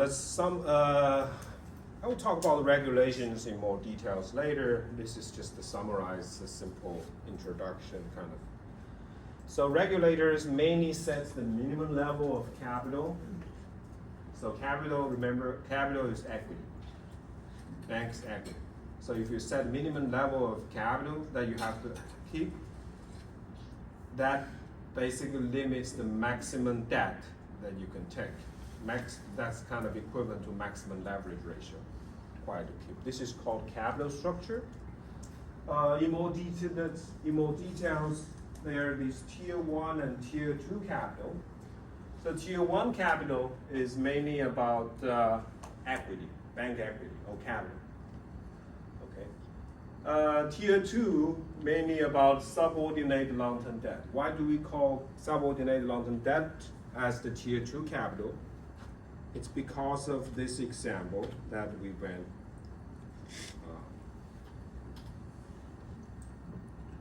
We worked on. Okay. In this example, you can see that equity holder is the first to take those losses. Once a bank goes bankrupt, depositors still don't have to take those losses. There is the subordinate long-term debt holder who are going to take those losses. So this is kind of like a second protection to the depositor.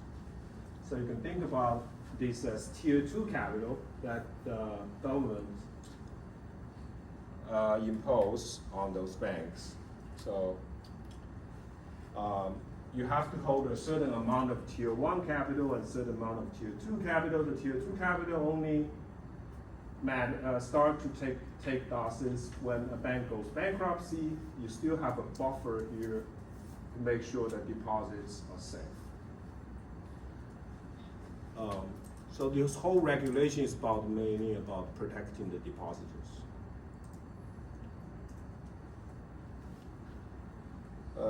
Since deposits are required to be extremely safe, bank has to maintain a certain level of tier 1 and tier 2. In addition to that, government also provide deposit insurance. Okay, I'll talk about that. Okay, so basically, if a bank goes bankrupt,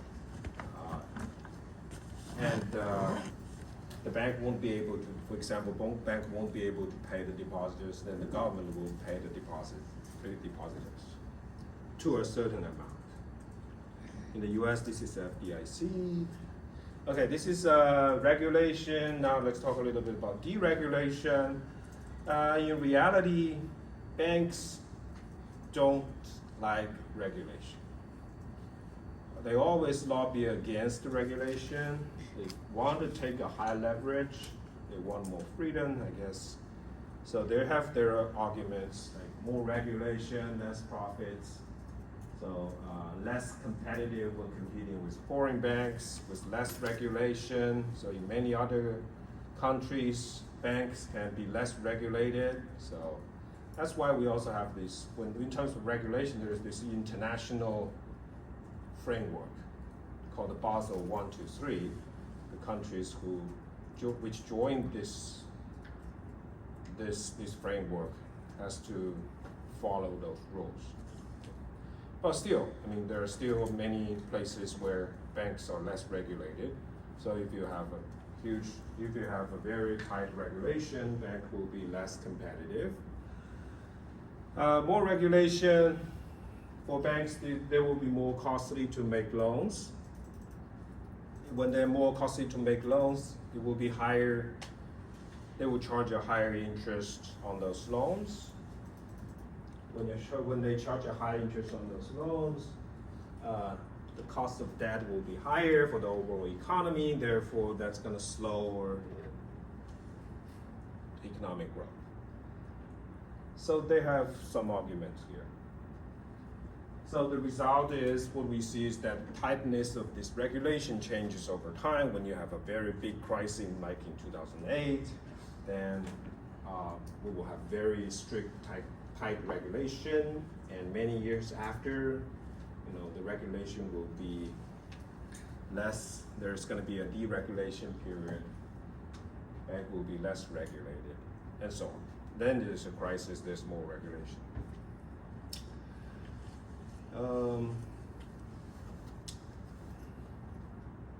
Deposit insurance. Many countries have this deposit insurance, insure deposits against loss to a certain level. FDI in the U.S., FDIC provides protection for deposits since 1933. The amount insured was $2,500 in 1933. Now, after 2008, it increased to $250,000. So nowadays, if you, for example, if you want a risk-free, you have some cash, you're wondering where you should put them. But usually there are two choices. One is you can put it in a bank, which you're going to receive a kind of risk-free rate, which is, I think it's about 3.6, something like that these days. And in addition, you will receive this deposit insurance. There's another way to invest the money, the cash, which is the money market fund. Money market fund mainly invest in short-term U.S. Treasury, which is very, very safe unless something extreme happens. But you're gonna earn interest payment, interest rate which is close to a bank deposits. But you don't have this, for money market, you don't have this deposit insurance. Okay, so that's kind of the difference there. But I guess you basically have these two choices.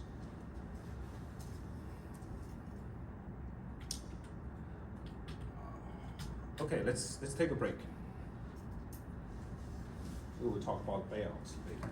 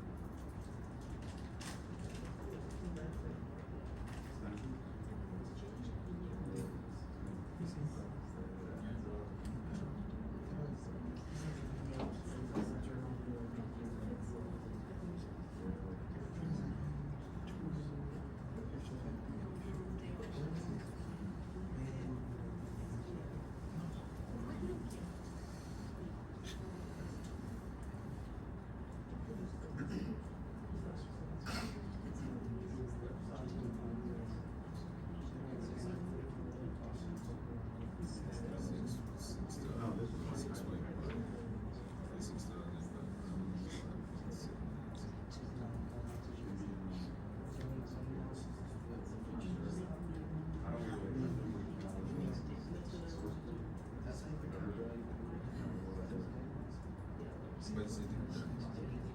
It's a deep dive. I'll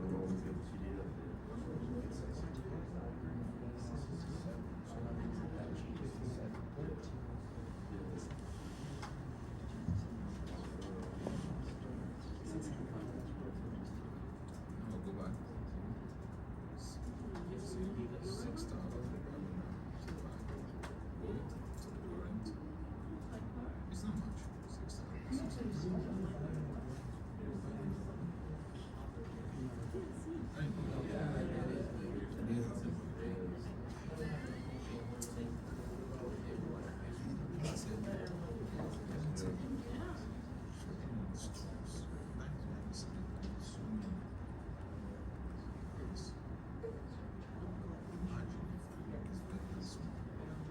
So you're saying if you lose everything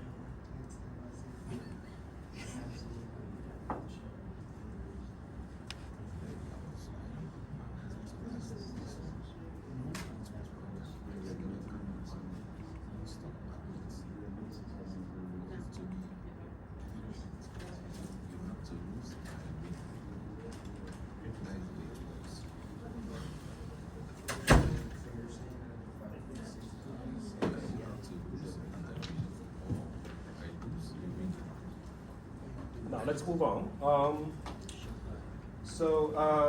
In 2008 financial crisis, government bailout the big banks. It was very controversial because bailout itself is very controversial. It's a big problem. In fact, many of the people in academia even argue that this deposit insurance and any kind of government bailout or guarantee are big problems. It's because of this well-known economics concept. It's called a moral hazard. So moral hazard is a situation in which one party gets involved in a risky event, but knowing that it is protected against risk, and the other party will incur the cost. So if you think about the bank bailouts or deposit insurance, both of them encourage banks to take more risk. Because eventually, if you don't bail out the bank, basically you tell the bank that you take responsibility of what you do. Okay. What do you do? What kind of risk you take? So you're a private enterprise, so you should take all the responsibility yourself. But if you bail out the bank, you actually encourage the banks to take more risk, because eventually the government is going to take some of those losses. And bank is a kind of a very special business that really can turn risk into cash flow. Okay? For example, banks can take more risky loans, can make more risky loans to risky borrowers, and they can charge a higher interest rate. Higher interest rate on those loans basically means future cash flows. So they can literally earn cash flow, which is associated with that types of risk. So if you tell the bank that I will bail you out anyway, so banks will choose to take more risk and to earn more cash flows, more profits. So more risk, more bank profits. That basically, because they are taking more risk, the default risk is going to be higher, and then the cost of bailout is going to be bigger. And the cost of bailout is bigger. Eventually, nowadays, people start to worry, especially given in the US, like banks like JP Morgan becomes much, much bigger than those banks before 2008. So people start to worry that if there's a next crisis, even if the government wants to bail out, they probably don't have the resource to bail out these big banks, especially given that US government debt is so high these days. The government bailout usually ends up with a higher debt. Okay, if they don't, because the government budget is very simple. You have this tax income. Bailout represents cash outflow. You have to pay those. Either you use taxpayers' money or you have to take more debt. Obviously, taxpayer won't pay too much in the short term. If you really have a huge expense, like during the COVID period, you have to raise your debt a lot. And at this stage, U.S. debt already has a very, very high level that people are concerned about. So people start to worry that if there's a next crisis, banks will be too big to save. They probably won't be able to save them. There is a partial solution. There's no perfect solution so far. I see there are many papers trying to challenge this, trying to address this issue, but there is no perfect solution. Right now, there's just some kind of partial solution. It's like FDIC only insure a certain amount. In terms of government, of course, the bailout is not guaranteed. Okay, so they could bail out, they could not. For example, they didn't bail out Lehman Brothers. They bail out the rest of them, but not Lehman Brothers. So it's a very tricky area. It's a tough problem to solve. If you don't bail them out, the consequence is substantial as well. You can imagine. The Lehman Brothers went bankrupt, and then the entire economy suffered from a huge recession, okay, because of the collapse of the banking system. So there's no really, so far we don't see perfect solution. Now, I want to talk after that default risk, and I want to talk about a little bit about this interest rate risk that faced by banks. This happened, this leads to a small bank crisis, I think 2 or 3 years ago at the beginning of 2023, I believe. There was this Silicon Valley Bank which went bankruptcy because Federal Reserve decided to, because Federal Reserve increased the interest rate after COVID. Okay. So banks face this default risk. Bank also face this interest rate risk, especially in the US. Because US mortgage borrowers have these 30-year mortgage loans. Suppose that, so this is, let's look at this.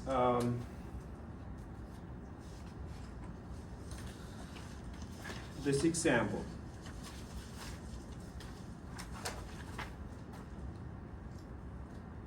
Suppose that bank's market best guess of future short-term rate will be today's rate. Okay, what would happen if the bank holds this following rate?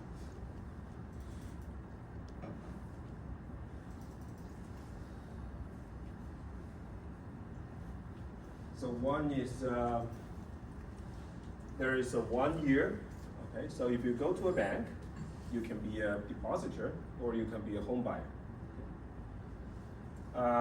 You have two choices as a depositor.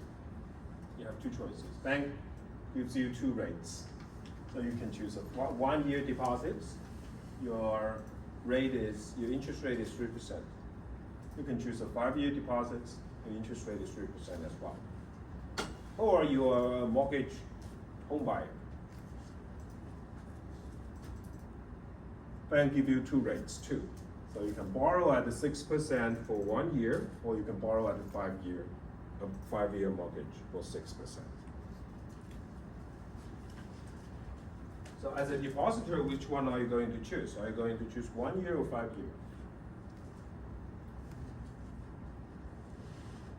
Yes, most of us will choose 1 year, right? Because rates are the same. Why do you want to choose a fixed rate for the next 5 years? You have certain freedom after 1 year to invest in something else. So why would you choose 1 year?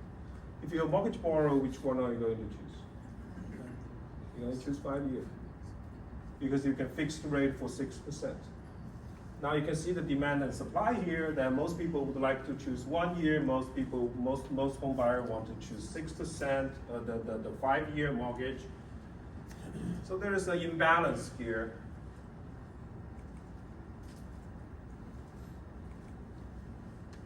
And this is a real issue faced by the bank. Bank can solve this issue a little bit, but not all of it. So one solution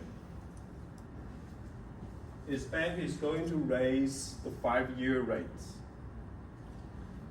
So they raise the 5-year deposit rate from 3 to 4 and mortgage rate from 6 to 7. Now if you look at the net interest difference, they still make 3% profit, same 3% profit. So it doesn't really affect the profit, the net interest of a bank. But they just raise the rate on the longer term maturity. So now you probably, those who choose 3 years, 3%, 1 year deposits, probably will think about maybe I'm gonna take the 5-year deposit because the interest rate is higher. And for those mortgage borrower who choose 5-year mortgage may want to choose 1 year because the borrowing rate is low.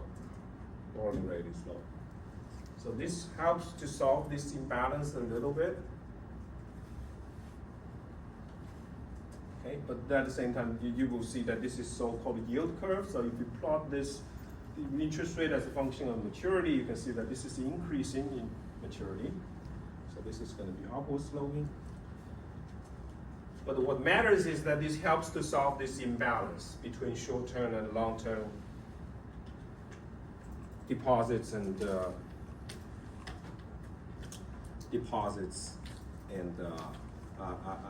loans. Now, but it cannot solve all the problem. Most people still want the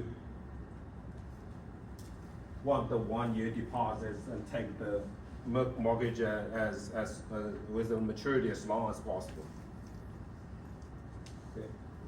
So bank is going to face this imbalance here, and what we'll end up with is that there's this mismatch of maturity of asset and liability of a bank. Right? Remember that on the asset side, the major bank asset is loans. Major liability is also those deposits. Now, if you consider the maturity of these two, because most people like to take long-term mortgages and save their money in the very short-term deposits. So there is a mismatch of maturity between the asset and liability, which could lead to this liquidity problem for the banks. So previously I mentioned that I summarized the banking business as taking deposits and making loans. Now I'm going to add the second important feature here, is that bank mainly use these short-term deposits to making long-term loans. So the loans are usually long-term and the deposits are short-term because nobody would like to prefer longer-term deposits. Very few people want long-term deposits. So they use the short-term deposits to make long-term loans. That will lead to two problems. One is interest rate risk, and the other is liquidity.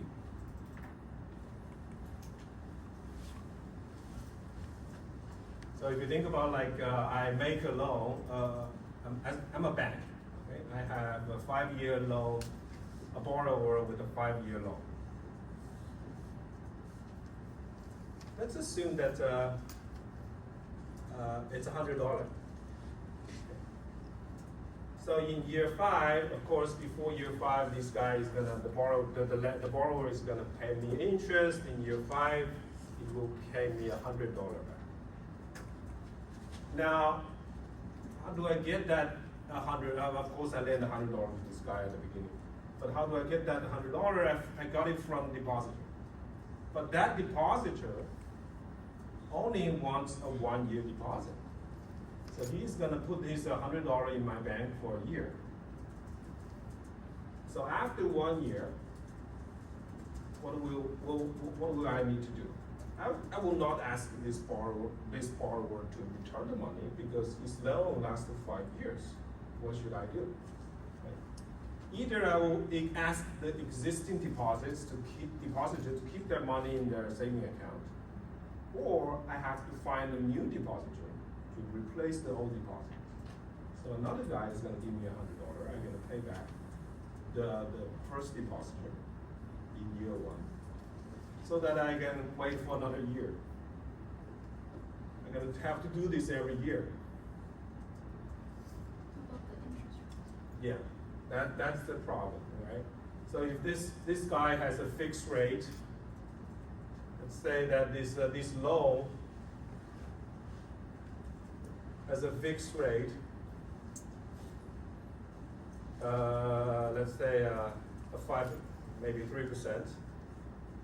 That's going to be fixed for the next 3 years. Okay. Now you're going to keep rolling over. We call it roll over these deposits. Okay, you're going to keep roll over these deposits. Starting from the first year, for example, at the beginning, the short-term interest rate is 1%. Federal Reserve said that.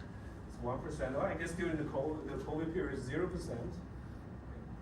So the deposit doesn't even want any interest because Federal Reserve tells them that short-term rate is 0. So if short-term rate is 0, loan rate is 3%, I make 3% interest, net interest. Now starting in year 1, I'm going to roll over, okay? But this is the floating rate. So interest rate keeps changing over the years. So Federal Reserve starts to raise the rate to 5%, for example. 5% for the next year. I receive 3% from this loan. I have to pay 5% for the new deposits after 1 year. I have a loss of minus of 2%. Okay, that's the risk faced by this commercial bank when Federal Reserve starts to raise this rate a lot. Especially given that in the US, most of these mortgages are 30-year mortgage. So it's a very long-term mortgage. So they have to roll over these deposits a lot. And these mortgages during COVID period, I remember that 30-year mortgage rate is about 2%. Okay, and the Federal Reserve short-term rate now, 5%. I think a year ago before they started to decrease, lower the rate, it's about 5 or 6%. Now the banks basically have to pay 5 or 6% and receive only 2% from those mortgages. So that's why banking suffers a lot over those years. This is one problem. One is the interest rate risk. Okay, bank have faced this short-term that Federal Reserve may start to raise rate, and then they have to pay a higher interest over the years. The other is this liquidity problem, probably is more important, is this liquidity problem which leads to bankrupt. Is that if you have to roll over these deposits year after year, it will be dangerous because at a certain year, for example, in year 1, let's forget about the Federal Reserve, because this has nothing to do with Federal Reserve. If in year 1, it's a very bad year for the bank. Okay? The financial condition, for example, there's a huge loan losses in year 1 to the bank. If this is the case, the depositors will not like to renew their deposits, or they want their money back. Or the bank won't be able to find a new depositor to replace the old deposits. So they stopped here basically. And these loan borrowers said that I still have another 4 years to go, and I'm not going to pay my back that loan. So bank will be in trouble if they cannot renew these short-term deposits. This creates this liquidity problem for the bank. And this leads to so-called bank run. Okay, bank run is basically that all the depositors run to because the depositors heard about this bank news, that bank is going to bankrupt. So they heard about the news that bank is going to bankrupt. So depositors worry about that they won't be able to withdraw their money before the bank went bankruptcy. So they run to the bank as fast as they can to withdraw their money. Nowadays, they don't even need to run to the bank. think 2 years ago for the Silicon Valley Bank, nobody goes to bank. All they did is just transfer the money from the bank through an app to another bank. Okay, suddenly the bank starts to run low in cash. So it's very quickly. Because previously you don't have the cell phones, people still have to go to the bank to withdraw their money. Nowadays they don't. They just transfer. And it will be much quicker than before. Northern Rock in UK finance, this was a, so that this is all because of this potential problem, that this is the reason that why we have these deposit insurance. Okay. So does deposit insurance really help? It probably help a little bit, but still doesn't prevent any bank run. You can see this 2007, this Northern Rock in UK had this bank run crisis, financed their mortgage portfolio with 3 months wholesale deposits. And of course, 2 years ago, the Silicon Valley Bank and another one, forgot the name anyway. So there is another one, another bank 2 years ago which went bankrupt, kind of close to. Credit Suisse. Huh? Credit Suisse. No, I don't think so. It's American bank. I don't remember the name.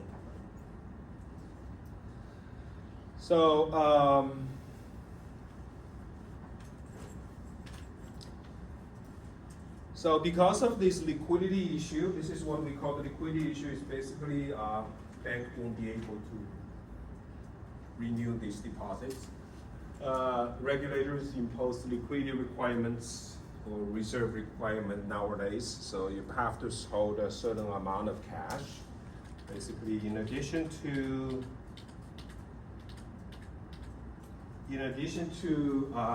the requirement on capital, they ask you to hold a certain cash amount. But again, as I said, if all depositors want their money back immediately, the bank won't be able to pay anyway. So we want to prevent that too from happening.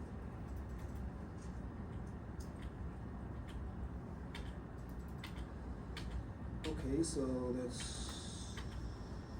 the liquidity problem. Okay, so I guess I'm done with the commercial bank. Now let's talk about investment banking. One of the main functions of investment banking is to help corporation and government to issue new debt or equity. The method they do it is by two ways. One, they can do public offering, which is to sell to the general public, or they can do private placement, which is to sell a small number of large institutional investors. Life insurance companies, pension funds, etc.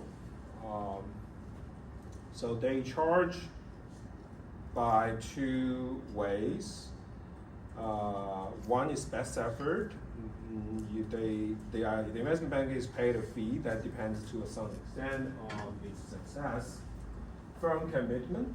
The investment bank agreed to buy security at a negotiated price. So this table shows you the difference here. So this is for example, an IPO. The big uncertainty here, let's call it this is equity offering, some kind of equity issuance. Okay. The big question here, the big risk here in terms of equity issuance is that nobody knows how much stock investors would like to pay for their shares. Right? There is a huge uncertainty here. Now the question is that who is going to take that risk? Whether the investment bank is going to take the risk or the issuing firm. So you can look at this table. The big uncertainty here is that how much investor would like to pay for their shares. For example, they would like to pay $29 per share or $32 per share. That nobody knows. So in best effort case, the bank will charge a fixed fee, the investment bank will charge a fixed fee, like 15 million, regardless of how much investors will pay in both cases. In firm commitment, the bank will buy the shares from the company, issuing company, at $30 per share. So if the bank is able to sell those shares at $29, they will lose $1 per share. So in total 50 million, they will lose 50 million. So if a bank is able to sell those shares at $32, they make $2 per share. So they make a profit of 100 million. So the difference is mainly about which party is going to take the risk. Obviously, for best effort, the issuing company is going to take the risk, and for firm commitment, the bank is going to take that risk. So there are two types of equity issuance. One is called IPO, the other is SEO. IPO is basically the first time a private company issue new shares to raise external funds to invest in new projects. First time to go public. After an IPO, a private company becomes public, so its shares will be traded on the public stock market. After IPO, a public company can also raise new shares by issuing new equity. This is called seasoned equity offering, SEO, after the first time. Usually the IPO is very risky because you really don't know how much investor would like to pay, but SEO is relatively less risky because it's already traded on the market, so you have some idea about how much to invest, because the market share price shows you how much the investor would like to pay. IPOs are very risky because of the risk that I talked about.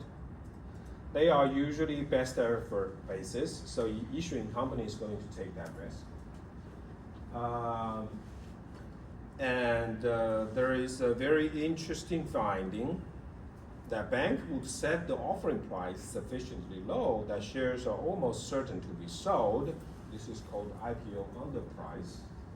Often the price is going to rise immediately after IPO, after first trading day, after the shares has been starts to be traded. So IPOs are considered attractive by many investors, but don't hold the shares for too long because the long-term performance of a new company usually is very low. Investment banks offer this share to their managers and customers. So this picture shows you the IPO underprice in the US.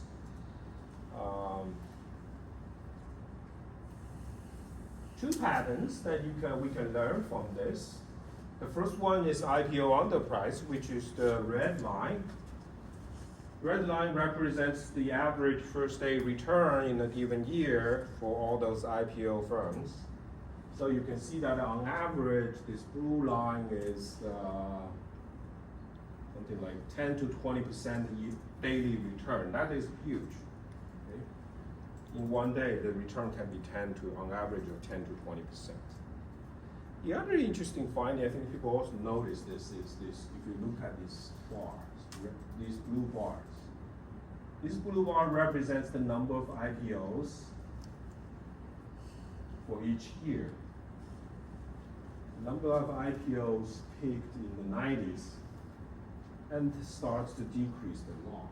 The number of IPOs after 2000 is much lower than before. A lot of explanations. Okay. For example, these big companies are huge, so that they have some kind of monopolistic power to the economy. So small companies have a hard time to survive, or not to mention to go IPO. So that number of IPOs decreased a lot. Underprice, though, is the main explanation is about that banks, this investment bank could make the share price to be low, so that they want to make sure that they can sell them as quick as You can do IPO without the investment bank as well if you believe the story that the investment bank said the price to be very low, leads to IPO under price. And you can do this so-called Dutch auction. Okay, you can do an auction for their shares. Google did this auction. Price paid to be the lowest bid that leads to all shares being sold. We will continue next week, so I'll stop here.